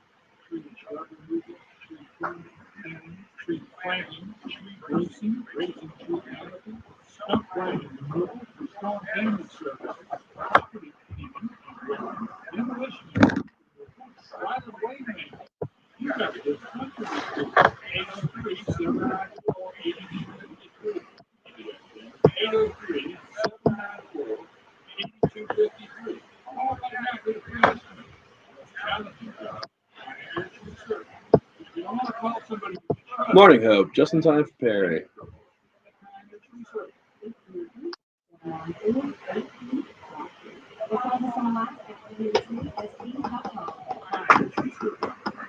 This is Gus Long with Midas Tire Auto Service here in Memphis. It's tailgate season, and while you prepare for the game, our teams will take care of the rest. Bring in your car or truck to Midas this football season. Whether you need tires, brakes, oil change, or repairs, our skilled professionals will make sure your car is running for the ultimate tailgate. Schedule an appointment at one of our courtesy vehicles. Look out for our newest location on the corner of Bull and Gervais Street. Keep your business local. Visit Midas.com and trust the Midas touch from the Hurlong family-owned stores.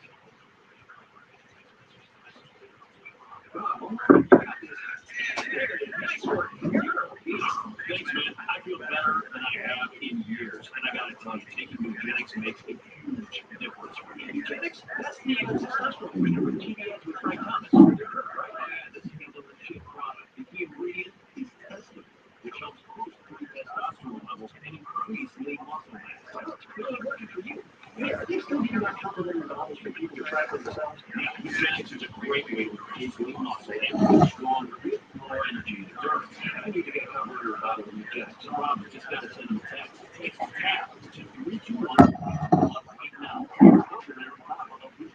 The #1 selling free testosterone booster at GNC. Nugenix samples are not available in stores. So get TAP to 321 right now.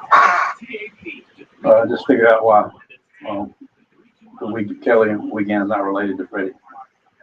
Different spelling. Okay. FEYWEYGAN. Because one of it's the same spelling. Indeed can help them hire great people fast. Indeed we do. With Indeed Instant Match, we immediately show you quality candidates whose resumes on Indeed meet your sponsored job. Visit Indeed.com/credit and get $75 towards your first sponsored job. Terms and conditions apply. Did you know that you might be overpaying for your prescriptions? It's okay, because there's an easy, convenient solution. Check it out.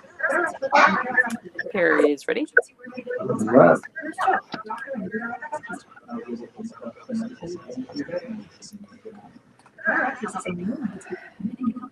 Simple smart savings. Check GoodRx. GoodRx is not insurance. In 2020, GoodRx users saving up to 79% on retail prices. Individual content for their top. Visit GoodRx.com/radio to learn more.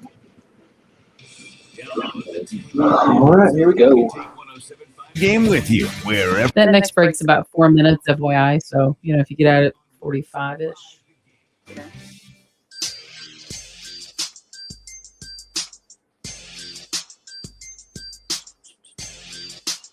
Right out to the Love Chevrolet phone lines, where we are joined by friend of the show, recurring guest, former South Carolina quarterback, state championship coach, state fair aficionado. Am I missing anything, Perry? No, I think you put the cherry on top with the state fair. There we go. And it's over now, so you got to wait till next year. And you gotta like withdraw right now. Are you doing okay? Yeah, doing good. I have discovered that I think three trips to the fair in 1 year is too many. So finding that happy balance. I'll go along with that. Yeah, 1 and 2 times is probably good enough for me. Just freeze dry a couple elephant ears or something. Leave them in the freezer for next year. It'll be all right. Yeah, no, Joe went and got a couple more fried Oreos. There you go. Fried cookie dough. So no, it's good. It's a good time, but definitely glad it's over. Yeah. So look, people were very upset yesterday. So I do want to ask you about a variety of things, but we got to just start with the obvious. That offense took painful to watch to a different level through 3 quarters last Saturday. But everybody's talking about Jason Brown comes in, puts I think 170 yards, couple drives, 14 points. So just overall thoughts. What was going on for 3 quarters? Why was that not working? How much do we blame Zeb Noland? And really, what did you see from Jason Brown in that fourth quarter? Yeah, I mean, let's start. The first 3 quarters obviously weren't very good. We couldn't move the ball. We couldn't get any push on the defensive line. They were able to get instant pressure, and we just couldn't get in a rhythm. I can't tell you how important that is as an offense, finding a rhythm and doing something to get confidence. It's so important in an offense. It's not like defense, and I don't want to speak as a defensive guru, because sure as heck I'm not, and neither am I offense, but I just have experience on that side of the ball, obviously. But defense, you line up and you can kind of get out and play. Offense, you can't really do that. You have to find a rhythm, find a groove, and it starts with, if your play caller is not in a rhythm or in a groove or is kind of in a funk, it's a struggle to get things going. And then it kind of trickles its way down to the quarterback. And then if the offensive line doesn't come out and help, then the quarterback doesn't have time. Then he loses confidence. I think it was the first series of the game, maybe second, where Zeb got sandwiched. And to get hit like that early in the game, and they kind of set the tone from the jump. And then Texas A&M hadn't even gotten the ball, and they were already up 7-0. So that was a struggle.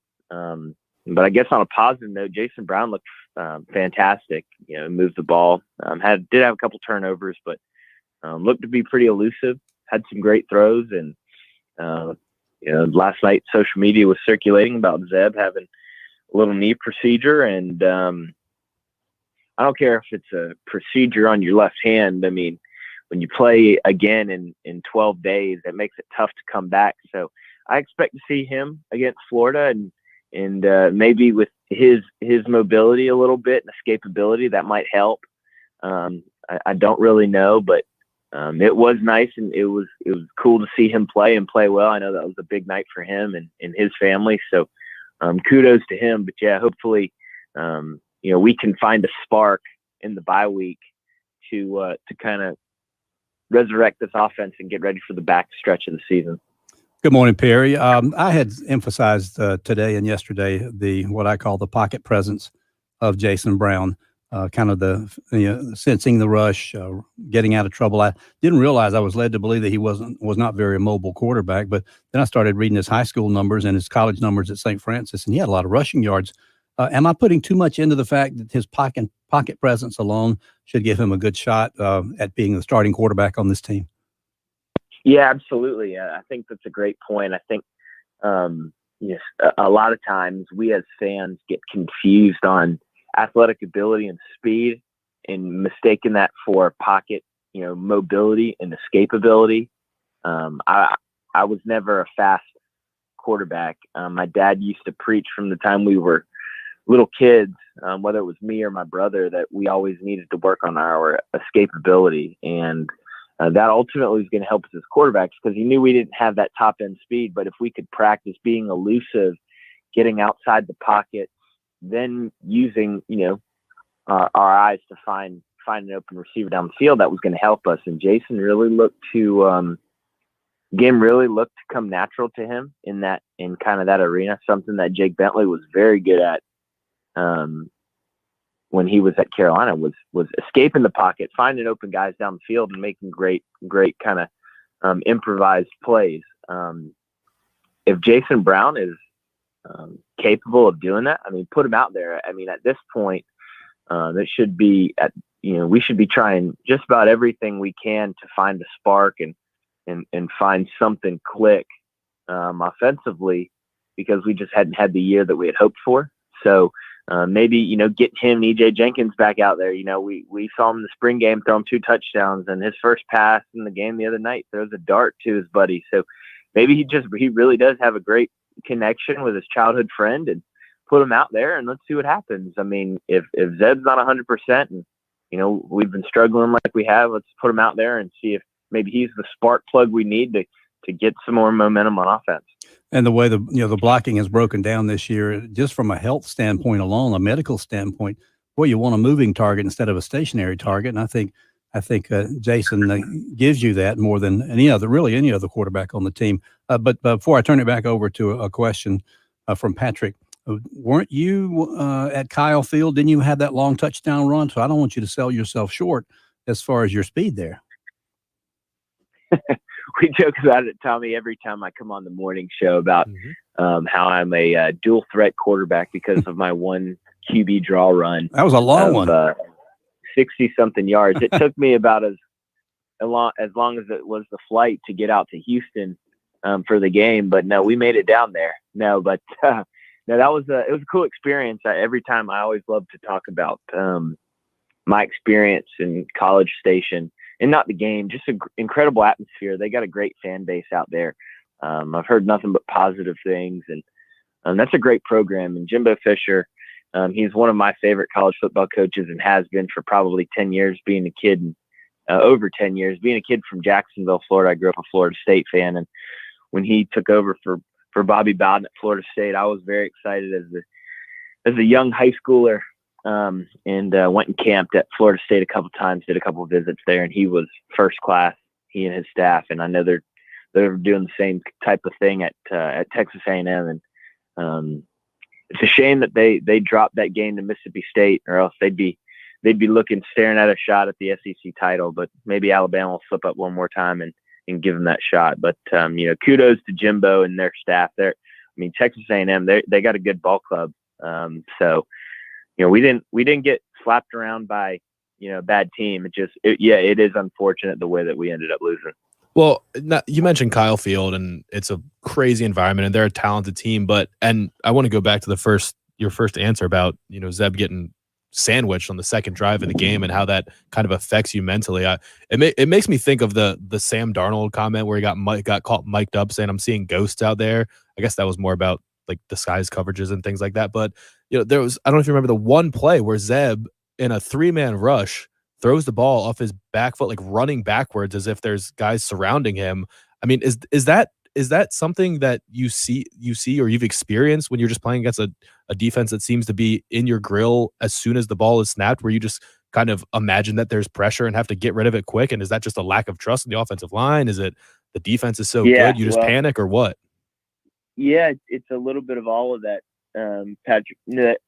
I'll tell you, when you're standing back there, and unless you've truly experienced it, if you've seen or if you've felt one of those dudes on the defensive line just smash into you, and you felt that a couple times early in the game, you have it in your head like, man, this is going to be a long friggin' night. So every time you are stuck in a drop back pass, you start to lose confidence in the guys protecting you, not in a bad way, just it's reality. They've beat your offensive line a couple times, and now you're gun shy a little bit, and you don't want to experience those hits anymore.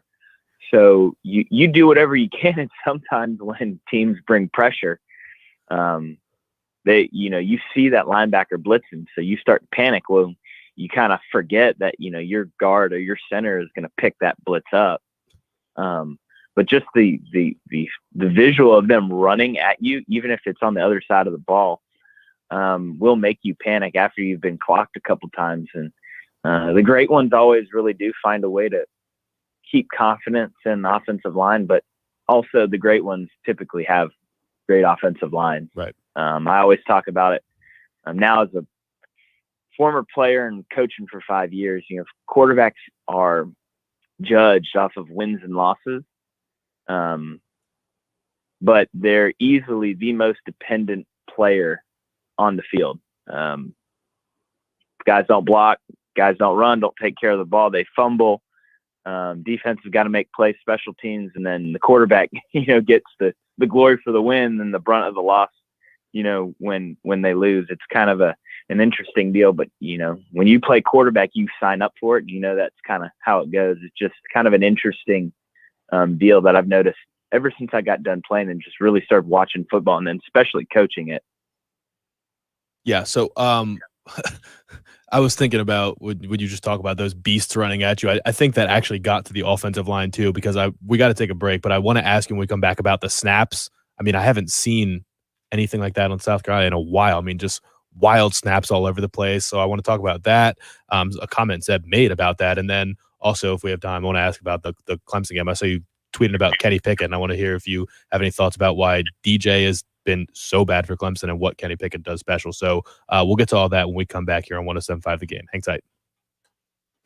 Live, local, and free. That's how we do sports. 107.5 The Game. Feel free to call and complain. You should call that radio.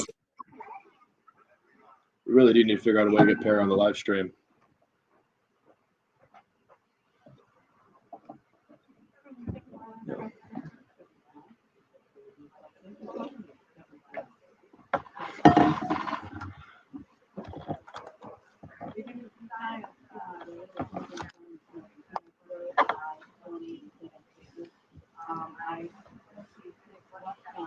I do see 7:30. We have Perry 7:30 to 8, and I start thinking, okay, we have half an hour. Then you got to factor in, well, we got a 4-minute break, and then we end the show at 55. So really, it's like 21 minutes, and it's not enough time. It's not enough time to ask all the questions you want to ask.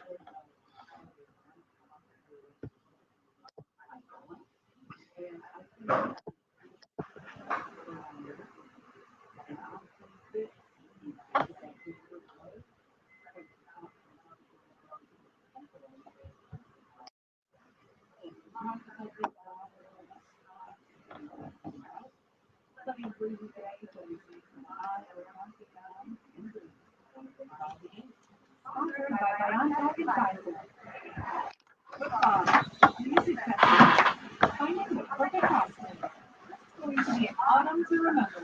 May also be a free time to consider getting vaccinated against COVID-19.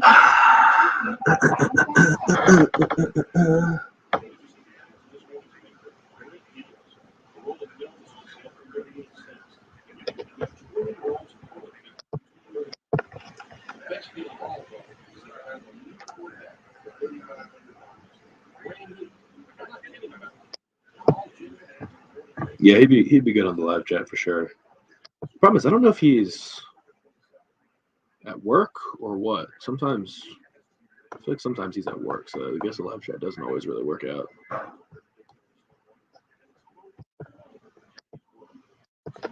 It also helps that, no offense to a lot of people, but that he's younger because he fully understands switching from Bluetooth and the speakers and all that stuff, because we've had a couple coaches on and it's been a nightmare trying to get them to figure out when to put on the phone, when to switch to the live chat, and it just ends up we just spend the whole commercial break trying to figure out how to coordinate that.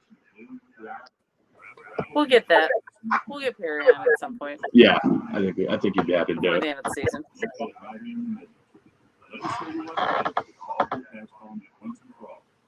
First step, you want to hardest is to take action. Do something.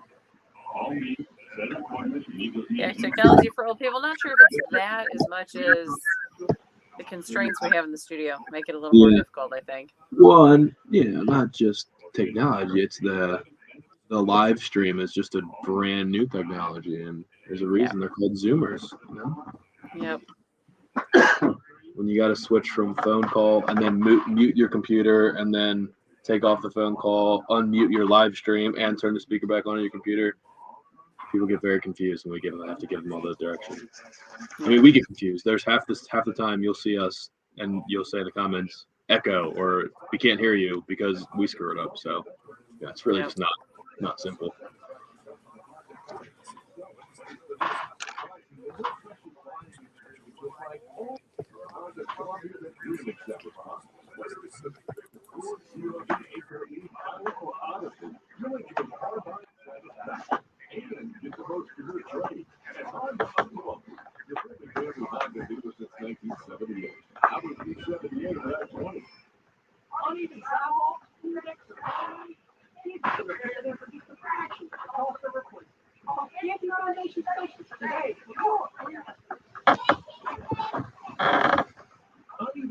concrete can be a dangerous tripping hazard leading to injuries. Call the experts at Candy to permanently repair your sink or cracked concrete. Call 753-1495 or visit CandyFixit.com. Oh yeah, we got asked the question from the texter yesterday about Zeb's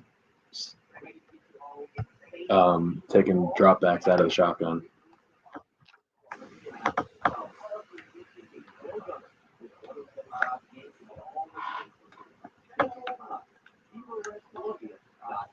This update is sponsored by AAA Heating and Air, home of the $1,500 buyback. If your house is in need of a new heating and air unit, call AAA Heating and Air today. 0% financing, nobody down, plus a $1,500 savings. Call today to get a new unit tomorrow. 677-1500. Broadcasting live from the Herndon Chevrolet Studios. This is 1075 The Game. Shop online today and see it makes you smile. And now,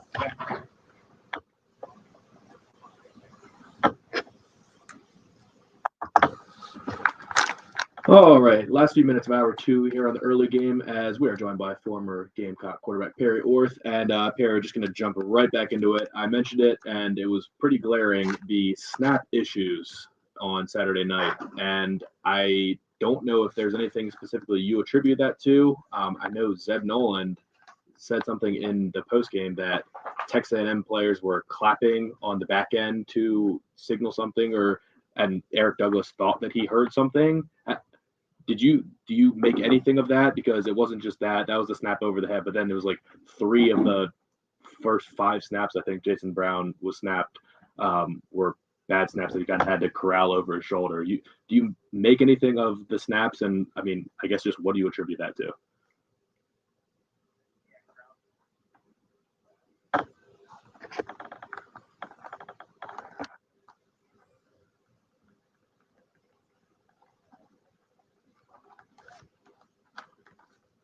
Does it not seem like a bad idea to clap in a 100,000 person stadium at night?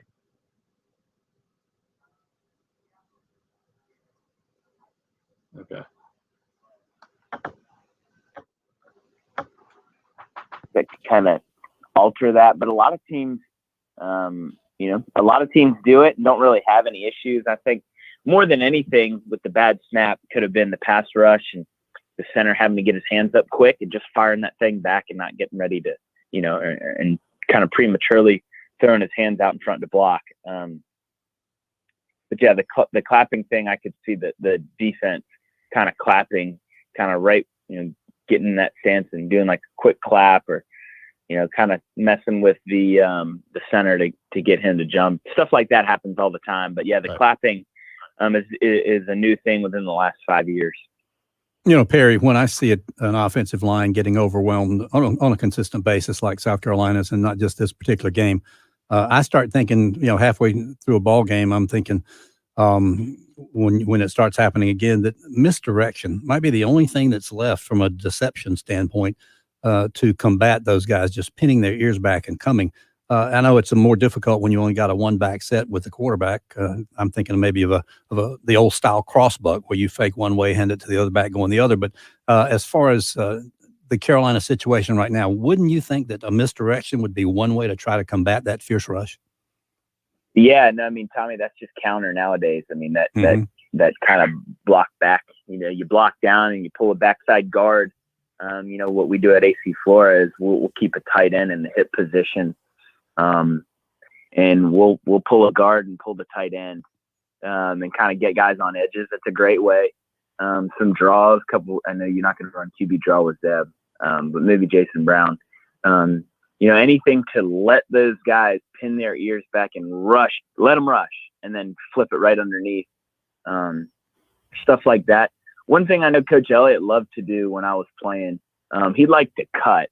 One thing that when we played out at Texas A&M, they had Myles Garrett at defensive end, and obviously he was hands down the best defensive lineman in the country. And I don't think he hit me but maybe one time the entire ball game. And we did so many things, whether it was inside zone or we'd run speed option or we'd run that split zone or we'd run, we'd cut protect or we'd move the pocket. We did a lot to to throw at him as Myles Garrett to slow that rush down. Coach Mengs had a great game plan that day to keep from allowing those guys to pin their ears back and just hammer the quarterback. So those are also great ways to help slow down pass rush. Hey, Perry, we got this question on the text line yesterday, and just logically, it made a lot of sense to me. But the question was basically, why is Zeb Nolan taking snaps in the shotgun and then dropping back 3 to 5 steps? Like, theoretically, that just makes it easier for the pass rusher because he can just rush straight upfield and not have to bend it back. Have you seen that? And is that a problem? And is he right to question that? Because it made sense in my head. I have seen that. Luke did big drops as well. I'm not sure if that's just what they're being taught to do or exactly what that is. But yes, they are right. If you get too far back, it does allow the defensive line to, or the defensive end at least, to just run straight to you. I don't remember seeing that exactly where the defensive line just ran right to Zeb. I know that I saw him get to Zeb a lot, but not quite like that because they do step up in the pocket a good bit. But yeah, as a quarterback, if you get 8 to 9 yards back, it does, the way the angles work out, it allows the defensive end to run directly to you. So as a QB, you always have to be cognizant of that. All right. Great timing, as Thanks, always, Perry. Appreciate you as always, Perry. Talk to you next week. Thanks so much for coming on, and thanks for the insight. Yeah, brother. See ya. Beautiful timing. The home of the Gamecocks. 107.5. Love that. Love when things time out perfectly like that. Props to that text, too. That was a good question. And a very helpful explanation.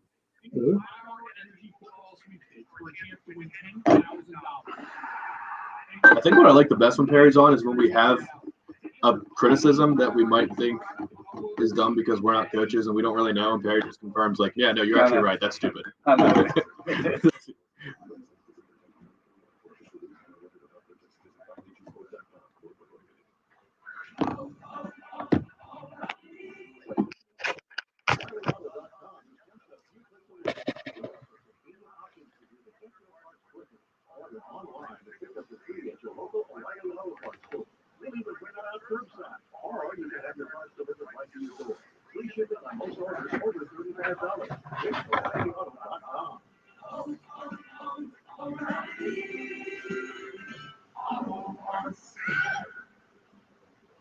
Spectrum Mobile is reinventing wireless again. Get unlimited on 2+ lines for $29.99 a month per line. No contracts, no added taxes or fees. Includes nationwide 5G. Save up to 60% with Spectrum Mobile. Get unlimited on 2+ lines for $29.99 a month. Call 855-438-2999 or visit the store near you.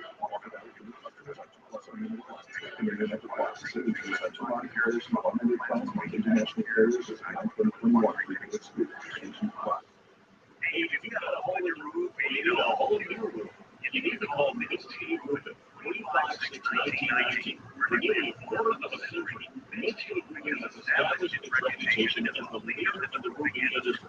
Whether it's above your head or your feet, perhaps a leaky foundation, 356-1919 is the number to call for all your roofing and or roofing needs. The quality and craftsmanship of a Midstate roofing system are top in the industry, especially commercial and industrial roofing systems. If you own or you're in charge of a large building, warehouse, or industrial facility, then you're in charge of that. And at some point, a roof is going to need some attention. So the number to call for advice, service, results, and a commitment to customer satisfaction is 356-1919. See all the Midstate has to offer when you click on MidstateRoofing.com. It'd be a great, Perry would be a great asset to our staff too. Can't pay him like his real career, but you know. Right. He's a great asset to the AC4 staff.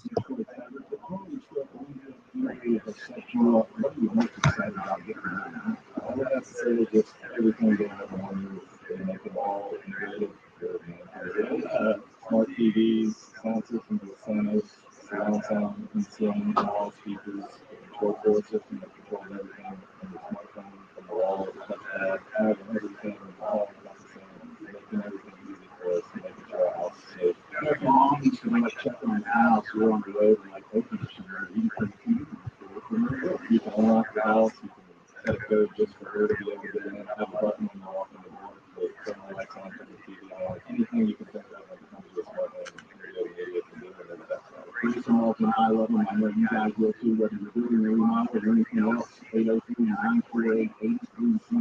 IntegratedMedia8.com. Call Integrated Media today. Hey, it's Heath for Bass Signs. Bass Signs has a great special going to the end of the month. You can buy 18 by 24 single-sided yard signs with wire stakes, plus a 3x10 single-sided banner for $495.99. You get double-sided with the same dimensions for $695. It's perfect for real estate agents. All from politics, retail. It's perfect for now hiring signs. Take advantage of it right now. All found signs, 781-2229 are harvesting. It's time for a shot to win $100 and get the chance to win $25,000. Here's the 25K workday payday national keyword. Hey, P-A-Y. Hey, P-A-Y. Text it now to 95819 and hit enter to win this hour's $100 and qualify for the $25,000 national grand prize. No text and drive, data and messaging makes no call. Good luck with 1075 the game. That's right, Anthony. Big Carrot Radio. Final hour, Big Carrot Radio. I think it's 14 Karat Radio. Yeah.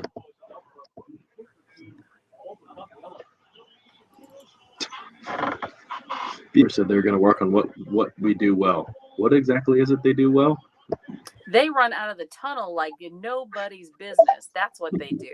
Solid.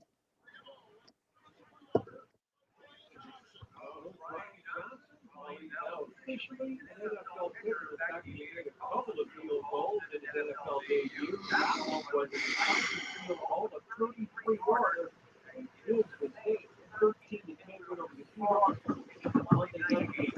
That's all Westwood won. Now we get the ball back. Field goal. Hello, that's noisy.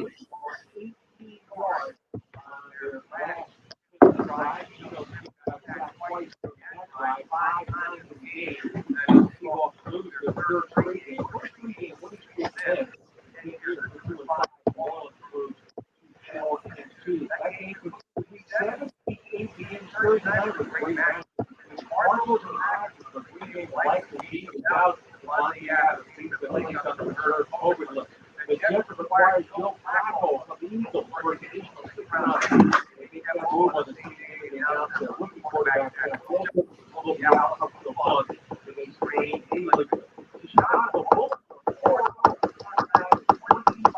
It's been over a year since the 49ers won a home game. That's hard to fathom. Wow. It's been what? It's been over a year since the 49ers. Oh, over a year.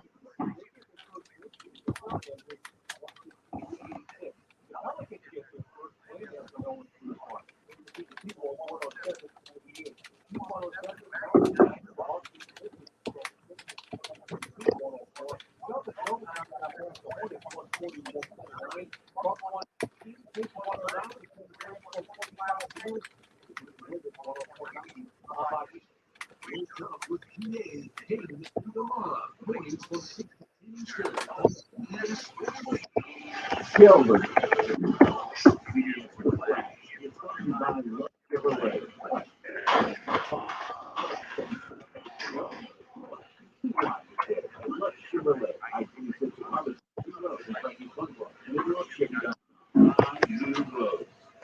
Welcome to the early game. 107.5 the game. With Bill Gunter and Patrick Barrett. Why don't we start with some more interesting? It's time for the early game. Here's the Eagles, so always prepared traveler. Quick grab slam was supposed to be with sausage on 107.5 the game. Big thanks to Perry Worth for coming on the last half hour. Never enough time. I had lots of questions ready, but there's always next Tuesday. Thankfully, there's not a South Carolina game this week, so I can save my Kenny Pickett and DJ Uyunglele questions for next Tuesday. But I mentioned on the live stream, my favorite thing when Perry comes on is when he just affirms when we're right about criticisms because there's always that voice in the back of my head, like, you don't know what you're talking about. You're not a football coach. These guys have forgotten more about football than you'll ever know. He and sometimes explains it so effectively. He really does. But it just tells you, sometimes when you're sitting on your couch watching at home, your criticisms are right. Whoever, this texter has not given us his name yet, anonymous texter, says, why are we taking 3 to 5 step drops out of the shotgun? I never thought of that, but it makes absolute sense when you explain it. And Perry says, yeah, you really shouldn't be doing that. It makes life easier for the defensive end. So yeah, appreciate that and love the insight. And we'll definitely keep the Gamecock football discussion going throughout the morning. I was thinking about another thing that impresses me about Jason Brown as compared to the other Carolina quarterbacks is that he doesn't have near the tunnel vision. He's a guy who scans the field. He doesn't look first where he's going to throw. And I'm talking about even on the little swing passes to the running backs. Well, if you just take the ball and just turn and throw it to him, you've got to at least look the other way. You've got to at least freeze the defense one step when you look the other way first and then throw it back. That's another thing I like about what Jason Brown does. Yeah, I mean, he really did do a lot of things well. He was fearless, and when Perry talks about how scary it is to be inside the pocket there with all those guys coming in, and clearly Zeb was rattled, which is no slight to him. I mean, he was getting crushed out there, but Jason rattled. Yeah, but Jason Brown looked fearless out there and was just very impressive. And Perry thinks that he's going to be starting against Florida. I would lean the same way, and I think he should start against Florida. I think he's earned that right. But I mean, Shane Beamer. What can it hurt at this point? Yeah, exactly. Shane Beamer was pretty complimentary of him, I'd say. I think he was just mostly dejected about the night as a whole. But here, let's listen real quick to what he had to say about Jason Brown's performance on Saturday night. Jason did well. He's a gamer, and whether it be back in the spring game, which I know is a completely different level, but he came in and made some throws in the spring game, and the moment wasn't too big for him. He sat in the pocket and made some throws, and certainly some throws that he would like to have back, and that maybe were a little off. The ball was a quandary over there on the sideline that was a little bit behind him and whatnot. But for his first game action, I thought he came in and did a great job and thought he did a nice job of sustaining plays and creating when we gave up some pressure and being able to get out of the pocket and make some throws. And yeah, there you have it. So I mean, a gamer. This is just why you've seen it now. It comes with experience. Regardless of what level you're at, you're going to have same situations coming up. And regardless of the talent you're going up against, you're going to have the same situations coming up at any level of football. And it's just having been around a while. And regardless of what you're seeing in practice or not seeing in practice, which I don't know, I find it hard to believe that he's been that bad in practice, that he hasn't really been given even considered a look. I mean, the way that we have heard the quarterback position talked about for all of the press conferences this season, it felt like Luke Doty and Zeb Nolan were in a tier well above everybody else. Like there might have been a little bit of debate between Luke and Zeb, and we never really knew which way they were leaning, but there was no thought in their mind that Jason Brown was going to be taking snaps if all went according to plan. And then Colton Gauthier must just be really struggling to pick up the offense. And that was another thing I wanted to ask Perry if we had time. Like, from what you see, how complicated is this offense? Like, is this something that a freshman QB just comes in and is completely overwhelmed by? Would any freshman QB be overwhelmed by all the information being thrown at them at once? Or I just feel like the best offensive coaches, they can simplify things. I mean, Caleb Williams is the number 1 quarterback in the country. It's a different type of player than Colton Gauthier. No offense to the Colton, but this is an elite player that's going to be in the NFL in 2 years. But he comes right in at, I don't know, halftime or somewhere around that range and comes back and wins the Red River Shootout from 14 points down or something like that. And all he does is just keep it rolling. Mm-hmm. And I mean, you see freshmen coming in all the time and just hopping right in like it's nothing. And I don't know if this offense is too complicated or on top of that, you can't put a freshman in there if he's just going to have pressure in his face every second, every play, and just you really can't get any momentum going. But I mean, you need a spark right now, and I think Jason Brown gave you that spark on Saturday night, and maybe it can carry over to next Saturday, or 2 Saturdays from now. But I think we also said that same thing when Zeb came in and gave you the spark at the end of the Vanderbilt game. He said, "Well, we'll carry that momentum into Saturday," and it just did not play out that way at all. Yeah, and I know Carolina's got a kind of a dismal outlook right now as far as what's going to happen by the end of the season as far as wins and losses. But let's also don't forget that Coach Beamer's team has, regardless of the competition, they've been in some really pressure-packed situations from teams that well, maybe they should have beaten, or I think East Carolina, South Carolina. What was it, about a 2 or 3 point line in that game? Well, it opened as East Carolina being favorites, and then shifted to South Carolina being favorites by the end of the week. But when the pressure was on, this team did find a way to win 4 ball games. I know it's not against world beaters when you're talking about Eastern Illinois and East Carolina. By the way, East Carolina played a really good game. They lost in overtime the other day. But you got to give them credit for at least pulling out those games, regardless of the competition. I know Vanderbilt, you don't want to be playing on the level of Vanderbilt from Vanderbilt's tradition versus your tradition, but that's the way it turned out. The turnovers kind of equalized everything. And let's give them credit. Let's give Zeb Nolan credit for whipping the team down the field. Still don't know why Vanderbilt kept the 3-man rush, but his poise and accuracy saved that game for Carolina. So I want to give credit where credit's due for South Carolina's season thus far. The problem is, going forward with the difficult 4-game stretch, South Carolina is going to really be up against it, and something's got to change. You know, if you can't get better at blocking, you got to do something different with your offense to take the heat off your quarterback, because we're not just worried about losing games, we're worried about losing quarterbacks. Well, and you know, this is where you really have to make the decision. You've got 2 weeks to prepare, and you're coming back home, and then your only other road game for the rest of the year is at Missouri, who is the worst defense in the SEC probably. There's a case to be made that Vanderbilt is the worst because Vanderbilt's generally just the worst at everything. But Missouri's defense is awful. So you've got 2 weeks to prepare. If you decide that we're going to go with Jason Brown, get him ready for the next 2 weeks, because Florida's defense isn't good. They're ready to fire Todd Grantham. They were ready to fire Todd Grantham 2 years ago. And you really can't underestimate the difference playing at home versus playing at Texas A&M at, what is it, like 9:30 at night by the time Jason Brown actually gets on the field, their time. And it's just it's a very difficult environment to come into, so much different than coming into a night game at South Carolina with the fans in your favor. It changes the whole momentum of everything. And I mean, you see Joe Burrow's comment, by the way, that these NFL stadium crowds are nothing because I played in the SEC, and the SEC crowds are way, way tougher to play in than anything the NFL's thrown at me so far. I mean, so you really can't undersell how difficult it is to make your first appearance, or your first really SEC appearance, in that type of environment. So I just think you have to decide right now, Jason Brown's going to be our guy. Give him all of the reps, or maybe they don't do it that way. That's more of an NFL thing where the starter takes every single rep. Give him the lion's share of the reps, get him ready, throw everything at him, and let him come in as the starter with no one breathing down his neck. Don't try and force Zeb Nolan to come back after a surgery, rush back after a surgery, when he's not even the preferred option for most of the fan base. Not that you let the fan base make the decision for you, but it just, after he does next to nothing in the Texas A&M game, there's no reason to have him cut open, work on his meniscus, whatever it is, how minor it is. You can't just say, all right, now get back in there because we desperately need you. We can't beat Florida without you, because that's just not the case. Especially when you're talking about historic levels of futility as far as total offense in a second half. We go back to 2007 or 2008, the last time an SEC team had that few yards in those situations. That's something that why not change? Why not change something? Because how bad can it get? You need a spark, and maybe it's the anti-Spurrier move to just keep rolling with the same guy because he wants some continuity. But I saw some text earlier. We need to Spurrier this thing, and just, if they're not playing well, pull them, put another guy in there. And I don't know.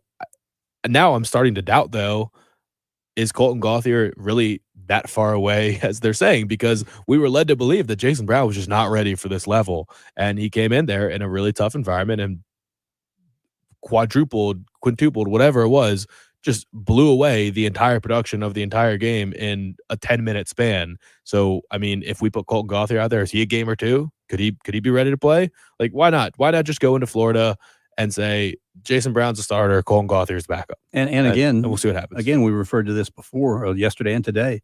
But when you're out there and you're getting beat 44-0, and you go in, sure, you're playing a lot of backups on the other team. But boy, I'm gonna tell you, they had fire in their eyes because it's a matter of pride to shut somebody out, and they had dominated so much. Boy, they didn't want to let that shutout get away, and somehow South Carolina got it in the end zone. Well, and Texas A&M just playing really good football right now. They've really rounded into form, and I don't know what they're still playing for. Maybe probably a New Year's Six bowl. They can still end the season. Yeah, I mean that's really the goal. The West is pretty much out of out of reach now unless Alabama drops another game, which I don't think is going to happen. But they're just a really confident team right now, and South Carolina is anything but. So And beating Alabama will do that for you. beating Alabama will definitely do that for you. And I was pretty impressed by their quarterback. I mean, he really does have a rocket arm. They couldn't stop talking about it, but ever since they mentioned it, I couldn't stop just looking at every throw and saying, "Oh my gosh, he's absolutely ripping that thing." And yeah, and that's just not something. Well, he's a backup, but he's also an Elite 11 guy, and I guess South Carolina has had quarterback rooms like that. We say, why can't South Carolina get a guy like that? Except you look a couple years ago, and you've got Brian Helinski, Elite 11 guy, #1 quarterback in the state of California. Luke Doty coming in to replace him or to be the heir apparent Elite 11 guy, top player. Yeah. And then you've got Gunnar Stockton, the #1 quarterback in the country, committed as well. And it seemed like you were just going to have a revolving door of big time quarterbacks. And it's just not been the case. The quarterback dregs have just continued for South Carolina. I mean, we talk about it on the show before, but arguably no Power 5 program has a worse record of NFL quarterbacks produced than South Carolina. And I have no explanation for it. We've never had an explanation for it. And RL says that home attendance has been a problem this season. Starting Jason Brown may put a few extra butts in the seats. Yeah, I mean, probably. Are people going to go to this game? Are people excited to go to this game? Because when it was announced as a night game, all I saw was disappointment.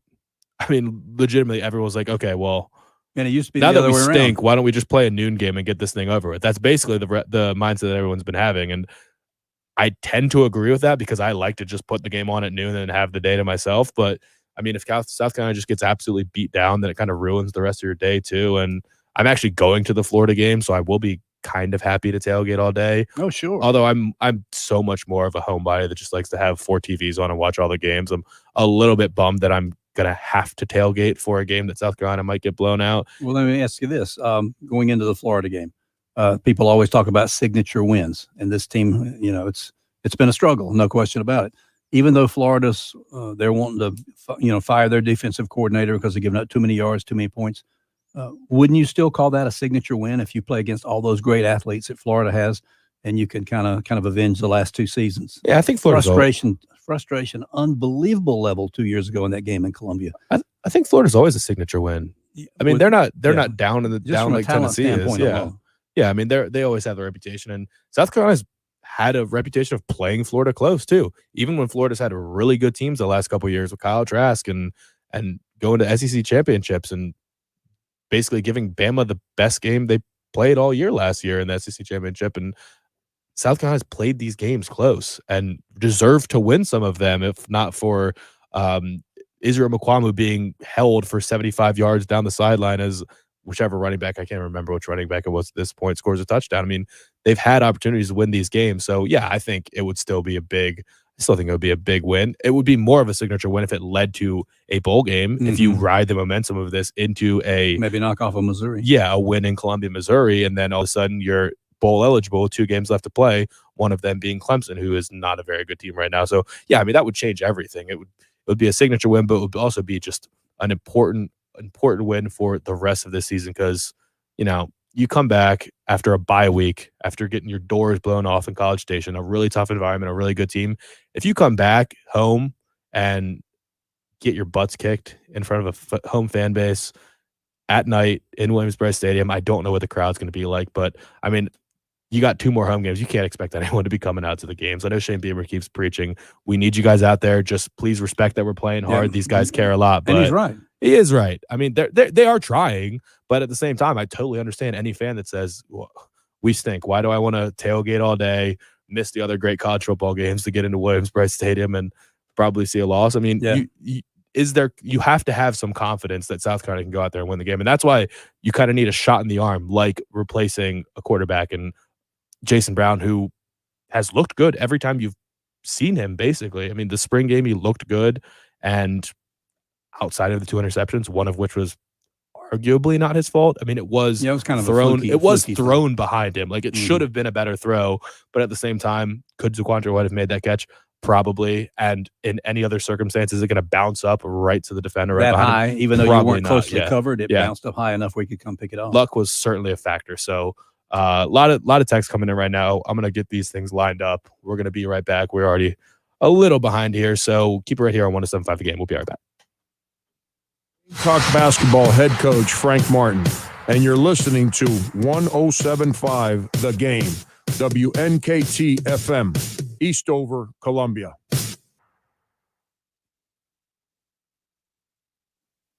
Did you call Benji Getzy yesterday in Buford Lending? Did you get the free evaluation of your current mortgage payment status? Did you see if you could lower your interest rate, save money, put it back into your pocket? Did you do it? If not, you're missing a golden opportunity. Right now, interest rates still at an all-time low, and Benji Getzy and Buford Lending are helping people save $300 to $500.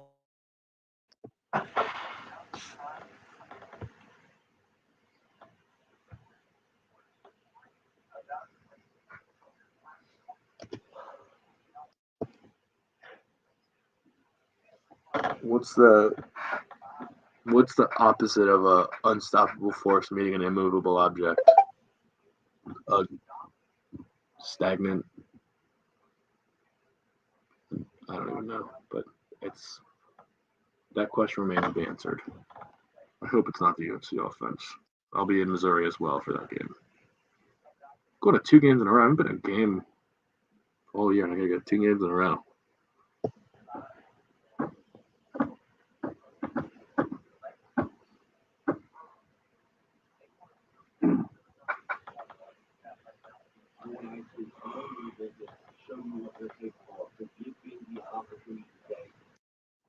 That's disappointing because I just bought tickets, or we bought group tickets because I have a million friends coming for the Florida game.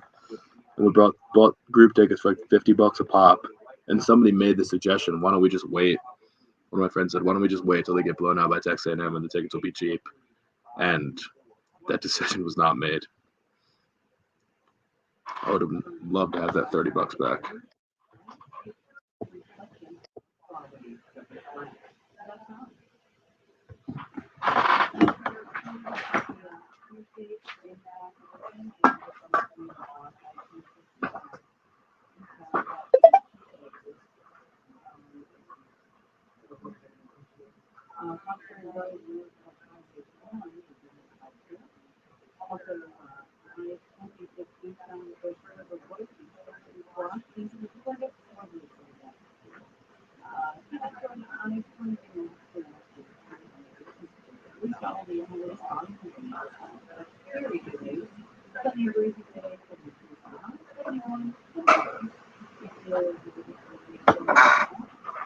Kelvin's still staying with us.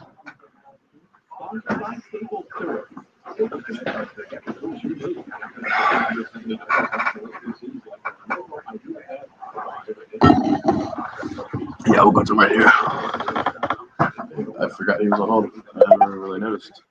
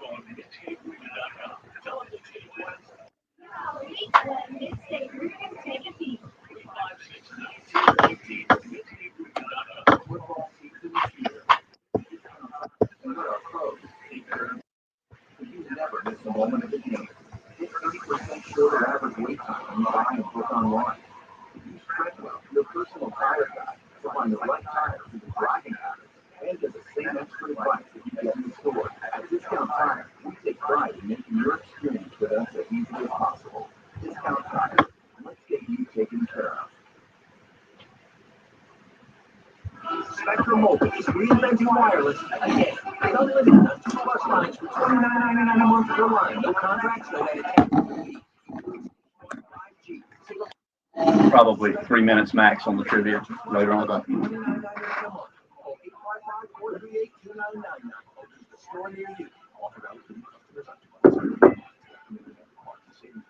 We got a hard rain overnight. How about at your house?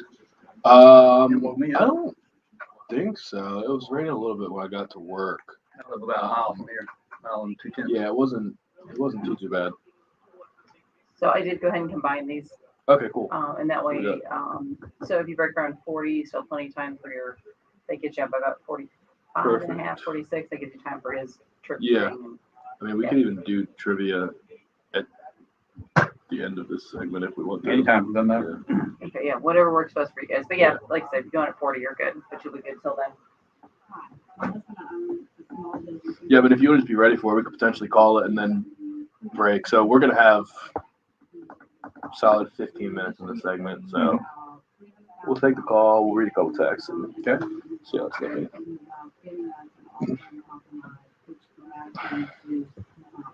I would personally recommend ethanol did an excellent job for us, and this is a concern that you're facing. I don't know a single person who is interested in going to witness a beatdown.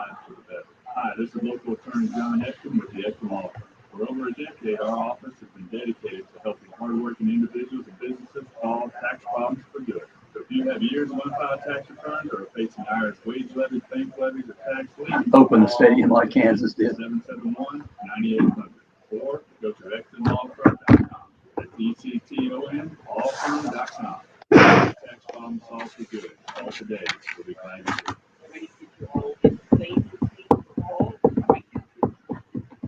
You see that R.L. Smith, 13,000 on average fewer than 2019. 64 is generous as well.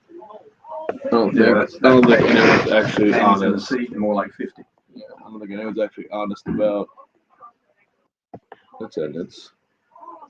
And selling Florida tickets, $20 each.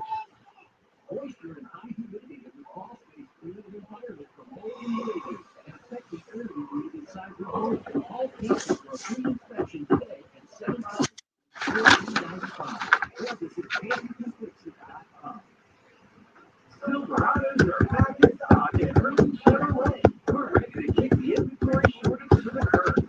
New trucks available now. Trade in and trade up to a new ride and leave the stress of last year behind. Your trade will never be worth more than it is. All right, this is the last spot. Herman Chevrolet. Online at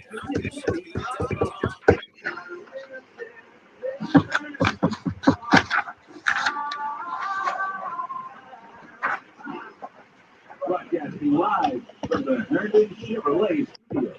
This is 107.5 The Game. Stop by or shop online today and see why Herndon Chevrolet makes you smile. And now, back to the early game on 107.5 The Game.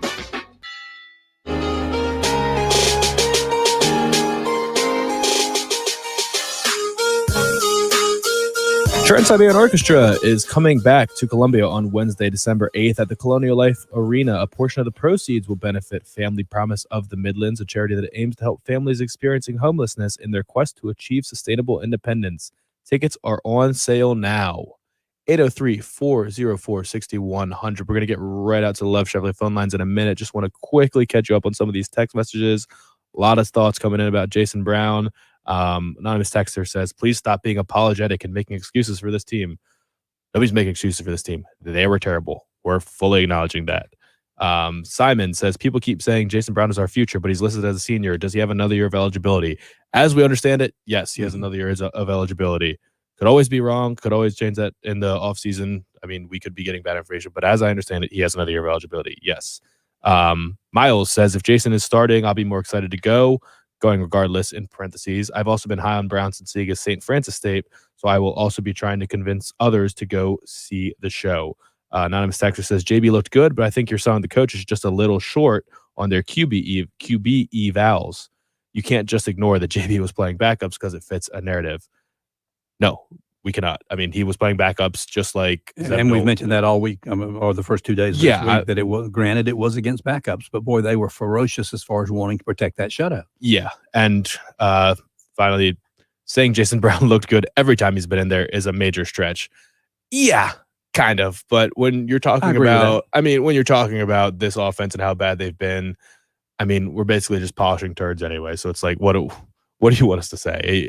Nothing has looked good, but relative to everything else, Jason Brown has looked good. And then we're two touchdowns scored, which is a lot less embarrassing than a goose egg. Trying to see the positive in things. You guys are bringing me down. Casey's not going to bring me down, though. Let's get out to the left side phone lines. Casey, how you doing? Hey, what's going on? Hey, thanks for hanging on, I ain't man. gonna bring you down. I'm not gonna bring anybody down, but this has been listening to the radio over the last couple weeks, and some Gamecock fans know it's a process, and some Gamecock fans just thinking astronomical where the season's supposed to be 10 or 11 wins, but it's a process. And with Brown, he looked good to me in the spring game, but fortunately with him coming in, I wish he had a couple more games on his belt this part of the season, and you could really see how good he is or what he can do. But my question is, with the freshman coming in from Delaware next year, he's 6'5", about 200 pounds. And let's say Brown wins this QB battle and shows that he could go in carrying the starting job next year. With the freshman coming in, Davis, do you groove him? I watched a couple of his games on YouTube this year, this high school football season with him playing. He's playing okay, but I think everybody on his varsity team is gone, so I think he's the only playmaker. But I see a lot of smartness in this kid, and just with his build. And he comes to the USC, put some weight on. Only thing I'm kind of saying is that the Gamecocks is at a state of emergency for a QB for the future, and I want to know: do you think Davis, that's coming in next year, could be the key to turn around what we are seeing now? And that's all. Now, let me ask you this. You've watched him on film. What's his mobility like? He has good mobility, but you can't really tell how fast a kid is when they're playing against other high school kids that might not be on his level. Mm-hmm. But he has good mobility, and he has a good arm, and he looks patient in the pocket. Running is not the first option he goes with. He looks patient in the pocket, and he can spray the ball. And hopefully, by his sophomore year, we will have receivers that could complement him, a tight end. And we always going to have a good recruiting on defense. I think the Gamecocks are always going to have that. But, me being a Gamecock fan, I'm 40. I have yet, get to witness a Tebow, a Cam Newton, Excalibur, even what Oklahoma got with their freshman quarterback. I haven't got to witness that as a Gamecock fan, and I'm waiting till we get that quarterback.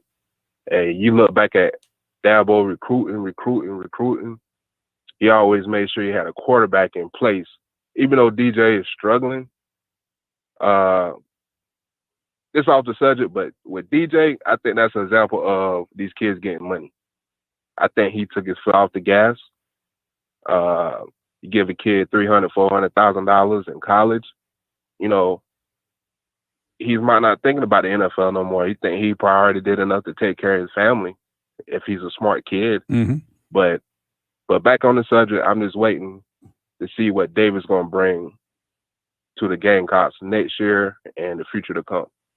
And that's all I got to say. Hey, good call, buddy. We appreciate it. Casey. Thanks for hanging on a while, too. Sneaking in an NIL hot Again, take right in the middle of that. Again, I don't recruit a quarterback. Seasoned. And this is a lot easier said than done. Don't get me wrong, but I don't recruit a quarterback to come into the SEC unless he has what I call the ACE factor, and that's accuracy, arm strength, creativity, and escapability. And if you don't do that in this league, you're never going to be a big winner as a football team and have a great offense. You might have some pretty good offenses. You might finish in the upper division of upper half of your division, maybe more often than not. I guess you could do that.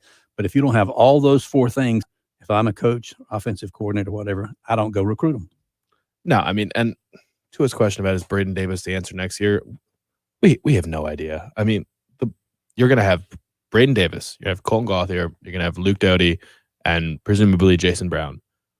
4 quarterbacks wasn't enough this year. They had to bring a coach in to bring a grad assistant coach in to be part of the team. So you have to imagine that they're going to be attacking the transfer market. And I assume you're just going to come in. It's going to have to be an open competition. He mentioned Braden Davis in the weight room. He's very, very slightly built. He's 6'5". He's a $195. So he is very skinny. He's going to have to bulk up for sure if he's going to take a pounding in the SEC. But, do we know what Luke Doty is right now? Not really, because as far as we know, we haven't seen a healthy Luke Doty. And who is going to be the offensive coordinator next year? That could change a lot. You're going to have a variety of different quarterbacks. I think Colton Gothier is pretty athletic, but he's not Luke Doty athletic. Braden Davis, I don't think he's Luke Doty athletic. I mean, he's listed as a pocket passer, I believe. Let's see. Yeah, I think he's listed as a pocket passer. So, I mean, you're going to have a lot of different styles, but nobody's coming into camp as the undisputed starter. And that's if that's the case with the new quarterback that we're just referring to, well, you better have a good offensive line. That's all I got to say. And Eddie said this caller not watch Connor Shaw. I mean, that's of course Connor Shaw was fantastic, but I assume, I'm speaking for him, but I assume he's talking about NFL type of talent, because South Carolina has really never he didn't mention Tim Tebow, and Tim Tebow was not an NFL quarterback. I guess technically he was, but for all intents and purposes, he was not. Well, against the Steelers that day, he had his moment in the sun. Yeah, exactly. He went on a 5-game run, and that was all he had in him. But South Carolina's never had a first-round quarterback. He mentions Oklahoma. I mean, Oklahoma had back-to-back #1 overall picks, and now they've got 2 NFL quarterbacks on their team right now, and Spencer Rattler could probably go to the draft after getting benched and still be a first-round pick. I don't know if he's going to do that, but a lot of people are commenting about attack Spencer Rattler in the transfer portal. I'm sure they're going to do that. I'm sure if he actually puts his name in, Shane Beamer was at Oklahoma. I'm sure he did his due diligence. If it's someone that he thinks can fit the culture, then I'm sure he'll make a move for Spencer Rattler. But I'm not sure that he would fit the culture, because when he got benched against Texas, he walked off the field while the rest of the team was celebrating. He allegedly has a bit of an attitude problem and kind of thinks that he's the man. And I don't see Beamer tolerating that. No. Like, even for wins, Yeah, I don't either. And I mean, it's also weird to talk about, because he's probably only 20 years old, and it was on the QB1 TV show. I think he rubbed people the wrong way in the Elite 11 camps.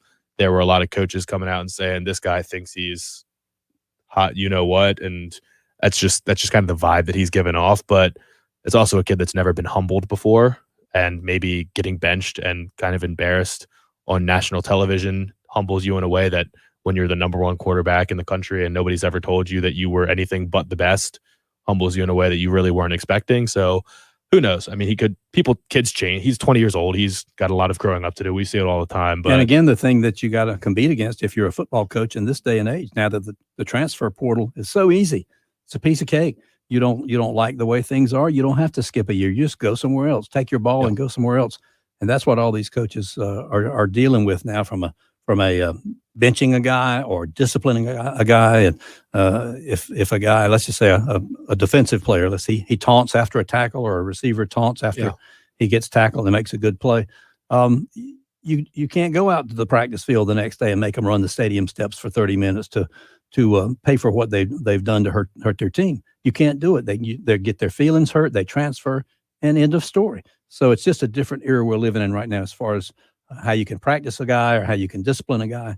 And I frankly, I'd be hesitant to get in the coaching business just because of that. Well, and it's the reasons for transferring as far as discipline and things like that are different for quarterbacks too, because if you just look around the SEC East right now, the top 3 teams in the SEC East, Georgia arguably not really, because Stetson Bennett's kind of their starter, but they all have transfer quarterbacks. And it wasn't really discipline issues for any of them. I mean, Will Levis was not going to be the starter at Penn State. It was going to be Sean Clifford, so he transferred to where he could start. But at the same time, if he had to sit out a year, would he think about it and maybe try to persevere and win the job again? Or, it's so easy now. Just hit the road.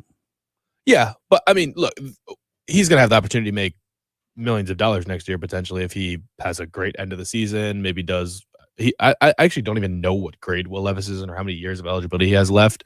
But I mean, he's going to have the opportunity to be a starter for multiple years in the SEC. Can't fault him for that. And Hendon Hooker, same thing, lost his job to what's his face? I can't remember his name. Some kid at Virginia Tech that stinks this year. So, but Hendon Hooker comes and reinvents himself at Tennessee. Things weren't working out at Virginia Tech, and you really can't fault him because he looks like a totally different person now. Yeah.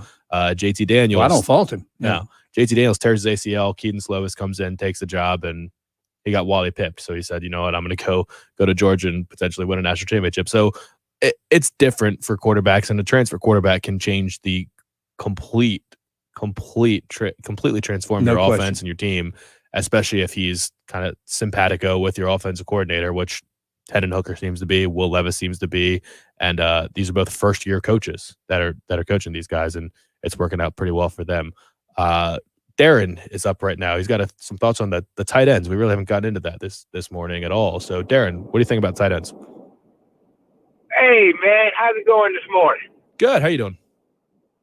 Hey, I'm doing good. Okay, here's my observation. First of all, I think with the quarterbacks, okay, covered wasn't left full for Beamer, but I think we really got a problem running the read option.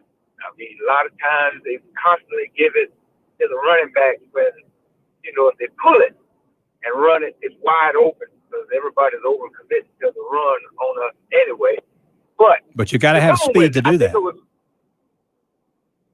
Yeah, but you don't have to have all that amount of speed because once he commits, you're going to get something. But my biggest thing is, remember when we had Jared Cook, and I think it was Hope, they used to run that drag route with the tight end right behind the line. It used to work like one. We got two great tight ends, and I think we underutilized them each time. I think we underutilized the ability of the tight end because the receivers having a problem with, dropitis. So I think the tight end has to be a more integral part of the offense. And the last thing, and I'll listen to your comment off air, is that when we got these 3rd and 1s and 4th and 1s and everything, why don't they go to a jumbo package like Hope used to? Put a jumbo package in there. Dabo Swinney ran it even with Wilkerson in the backfield. But you got a guy like George Birch that played offense in high school and everything. You got some of these big guys that can really help open holes up on these short yardage. And I'll take all your comments up there. Hey, good call, Darren. You're preaching to the choir as far as that last point. Well, for the last point, I mean, they don't go to jumbo package because their offensive line is terrible. I think you can put more out there, but if they're all getting pushed back, there's only so much you can do.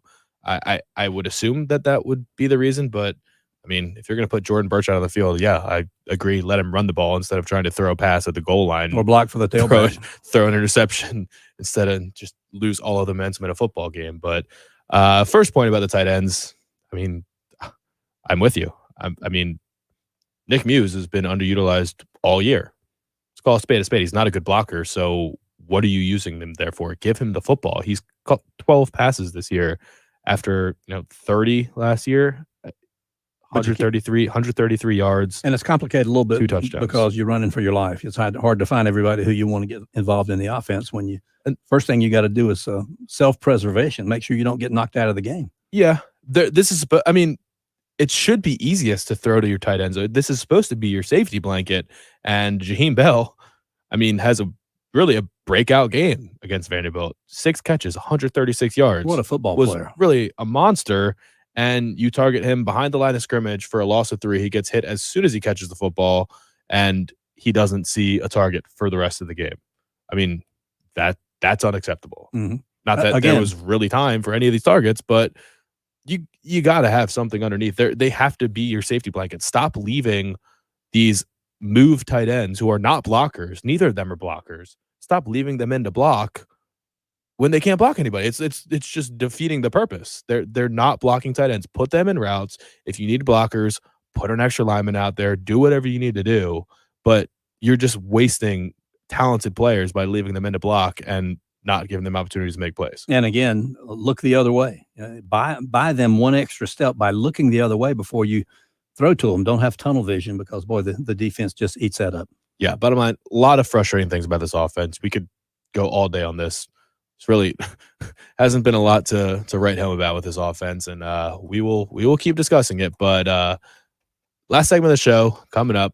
Last segment with Tommy on the early game.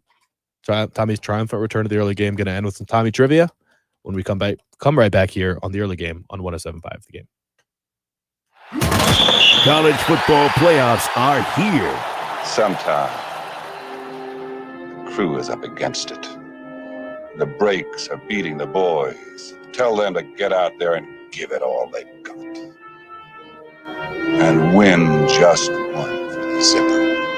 College football playoffs are here on 107.5 The Game.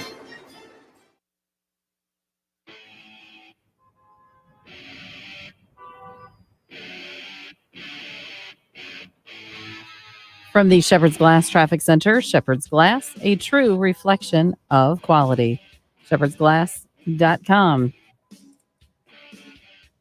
We do have a report of a tie-up at St. Andrews Road at Kinley Creek.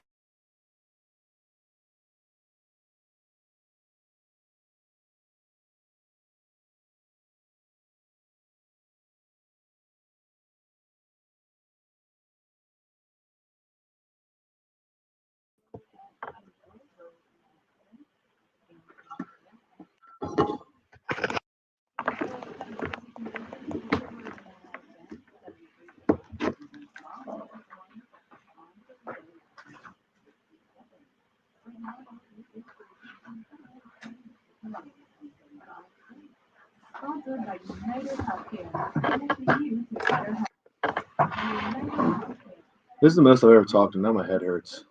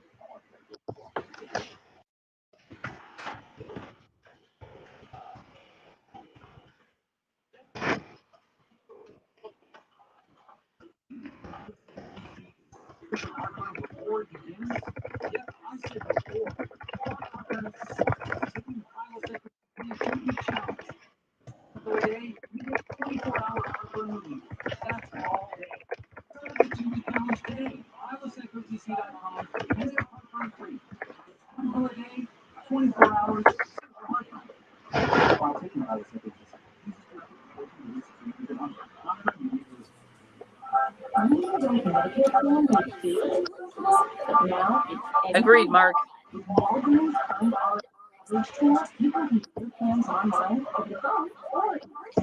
Making Medicare easier than ever. Nice. Picked one up this morning. I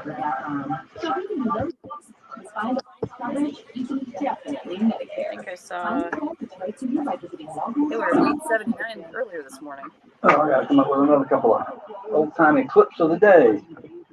For tomorrow and the next day. About worn out all my World Series clips. Famous ones anyway.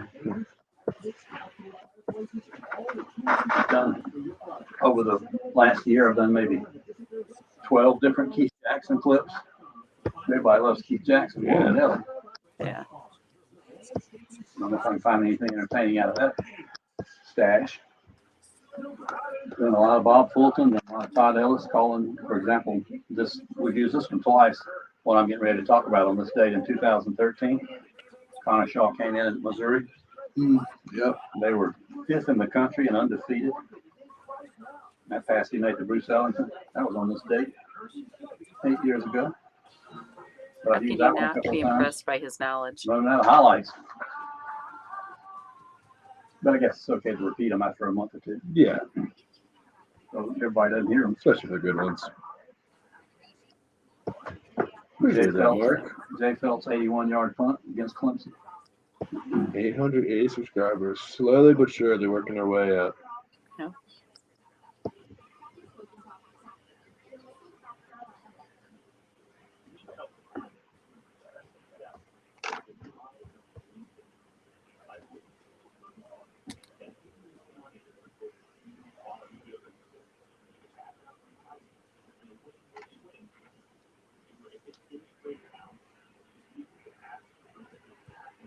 Oh my gosh. Tommy's the most approachable guy. Oh, yeah, you see that, Tommy? What's that? That's a great story. Oh yeah, I used to go in there a lot. I went to Salty all the time in college. LIT pitchers. Had some rough afternoons with LIT pitchers.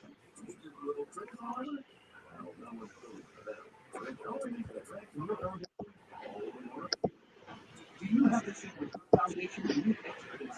Contact the experts at Taylor Foundation Specialists by visiting TCU.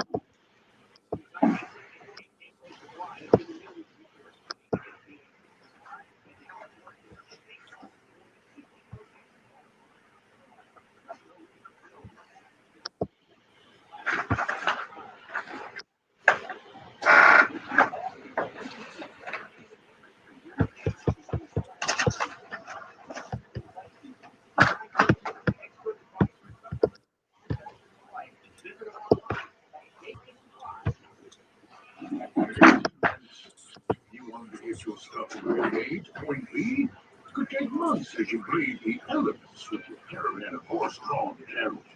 Many lives were lost and goods perished along the way. Had you planned until 1896? Schroeder's Towing is here and ready to haul whatever you got to wherever it needs to go. We've got trucks in every conceivable size ready to work for you. Heavy pushing buses, campers, coaches, forklifts, we do it all. Online at SchroedersTowing.com. Schroeder's Towing, the best hookers and now haulers in town. Broadcasting live from the Herndon Chevrolet studio. Here's 1075 The Game. Stop by, shop online today, and see why Herndon Chevrolet makes you smile. Download the TuneIn app so you can take 1075 The Game with you wherever you go. Say about 4.5 minutes. We'll go.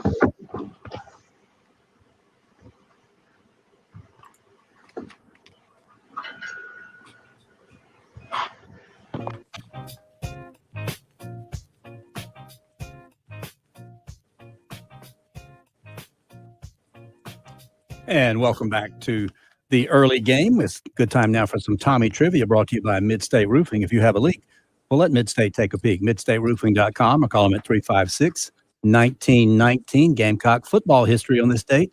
7-6 all time. The very first win against the Georgia Bulldogs back in 1904, 2-0. So a goose egg right off the top here. 1968 was a heck of a game at Carolina Stadium. Florida State under Bill Peterson came in number 20 in the country.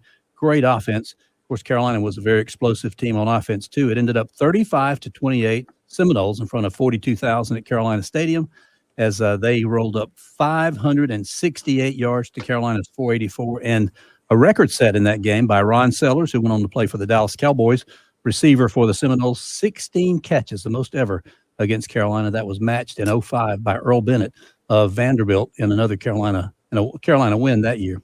What a game. 1974, Carolina only 1-5. It was Paul Dietzel's last year. Jeff Grants was hurt. Tar Heels came in a heavy favorite, so Ron Bass steps in. Sunshine from Denzel Washington's movie, Remember the Titans. Ron Bass steps in. All he did was rush for 211 yards from quarterback, SI's National Back of the Week honors. Gamecocks rushed for 468 yards as an underdog against the Tar Heels that night, 41,000 at Carolina Stadium. 1985 on this date, they go to Greenville, North Carolina, beat East Carolina 52-10, 540 yards of offense, 273 rushing, and a freshman out of Dalzell, Greg Welch, a huge day for the Gamecocks, but such a familiar theme. Later, a terrible knee injury, and he would be ineffective the rest of his career for Carolina. 2019, 2 years ago today, Tennessee beats Carolina 41-21 in Knoxville. 1996, Gamecocks shut out Vandy in Nashville 27-0, only 82 yards for the Commodores. 2013, who will ever forget this one? Number 20 on this date, number 20, South Carolina visiting number 5, undefeated Missouri. Carolina wins 27-24 in 2 overtimes. Connor Shaw to Bruce Ellington on 4th down in the first overtime, the key play in that game. So 7-6 all time. On this date in 1960, the American League approved the Washington Senators' move to Minneapolis, where they would become the Twins, named for the Twin Cities of Minneapolis and St. Paul. And they announced at the same time franchises for Los Angeles, which would be the Angels, and another one for Washington, which would be the New Senators. 1980 on this date, tough day for my Baltimore Colts. The St. Louis Football Cardinals sacked Baltimore Colts quarterbacks 12 times in one game. 1982, Steve Carlton, known as Lefty, became the first pitcher to win 4 Cy Young Awards on this date. And 1993, the NFL announced that Charlotte was granted a franchise, the Carolina Panthers. 1996, on this date, the Yankees closed out the Braves 4-2 to win their 23rd World Series. Reliever John Wetland, there's a good trivia question. John Wetland, the MVP. 2000, on this date, the Subway Series, the Yankees won 4 of 5 against the Mets to win the World Series. Derek Jeter, your MVP. And on this date in 2005, the Chicago White Sox swept the Houston Astros to win their first World Series in 88 years. And there's some Tommy trivia brought to you by Mid-State Roofing. There you have it. And that's just about going to do it for the week. Tommy, thanks for joining. Hey, it's been fun. Bill's going to be back tomorrow. A lot of Gamecock football talk. But let's end on a positive note. Tommy, I know you're going to pick the Braves. How many games is it going to take for them to win the World Series? Oh, gosh. I'm not sure they're going to win it, but I sure hope they do. I just want to win one in Houston, come back to Atlanta with a chance to get a series lead. Yeah. Agreed. I don't know anything about either of these teams, but I'm going to go Braves in 5. I hope you're Why right. not? Why the heck not? Well, everybody, it's been fun. Thanks for all the contributions all over the live stream. You guys have been crushing it. Subscribe to that YouTube if you haven't already. Texters, thank you. You've been great. Once again, Bill will be back tomorrow. Normal antics. He's going to be tired. He's going to be tired. He's going to whine. He's going to complain. He will. If he shows up at all. I would not put it past him. Maybe Right. Tommy will be back in tomorrow. I'm sick. Thanks, guys. We shall see. And gals. Everyone, Tommy. have a great day. We'll see you tomorrow here on the early game. 107.5 The Game. Gamecocks, Braves, the NFL with live local radio. 107.5 The Game. And all righty. Live stream, we love you. Appreciate it. You know what? The Braves have made this difficult for the fans. I think it's 7 games, man. Oh, yeah. I You know hate what? it. Make it as painful as possible. Yeah, I think they're going to make the fans just have no nails and no hair. I don't wish that on them, but I have a feeling that that's just kind of how it's going to roll. Prove me wrong. I'm okay with that. 100%. All right. See you tomorrow, live stream.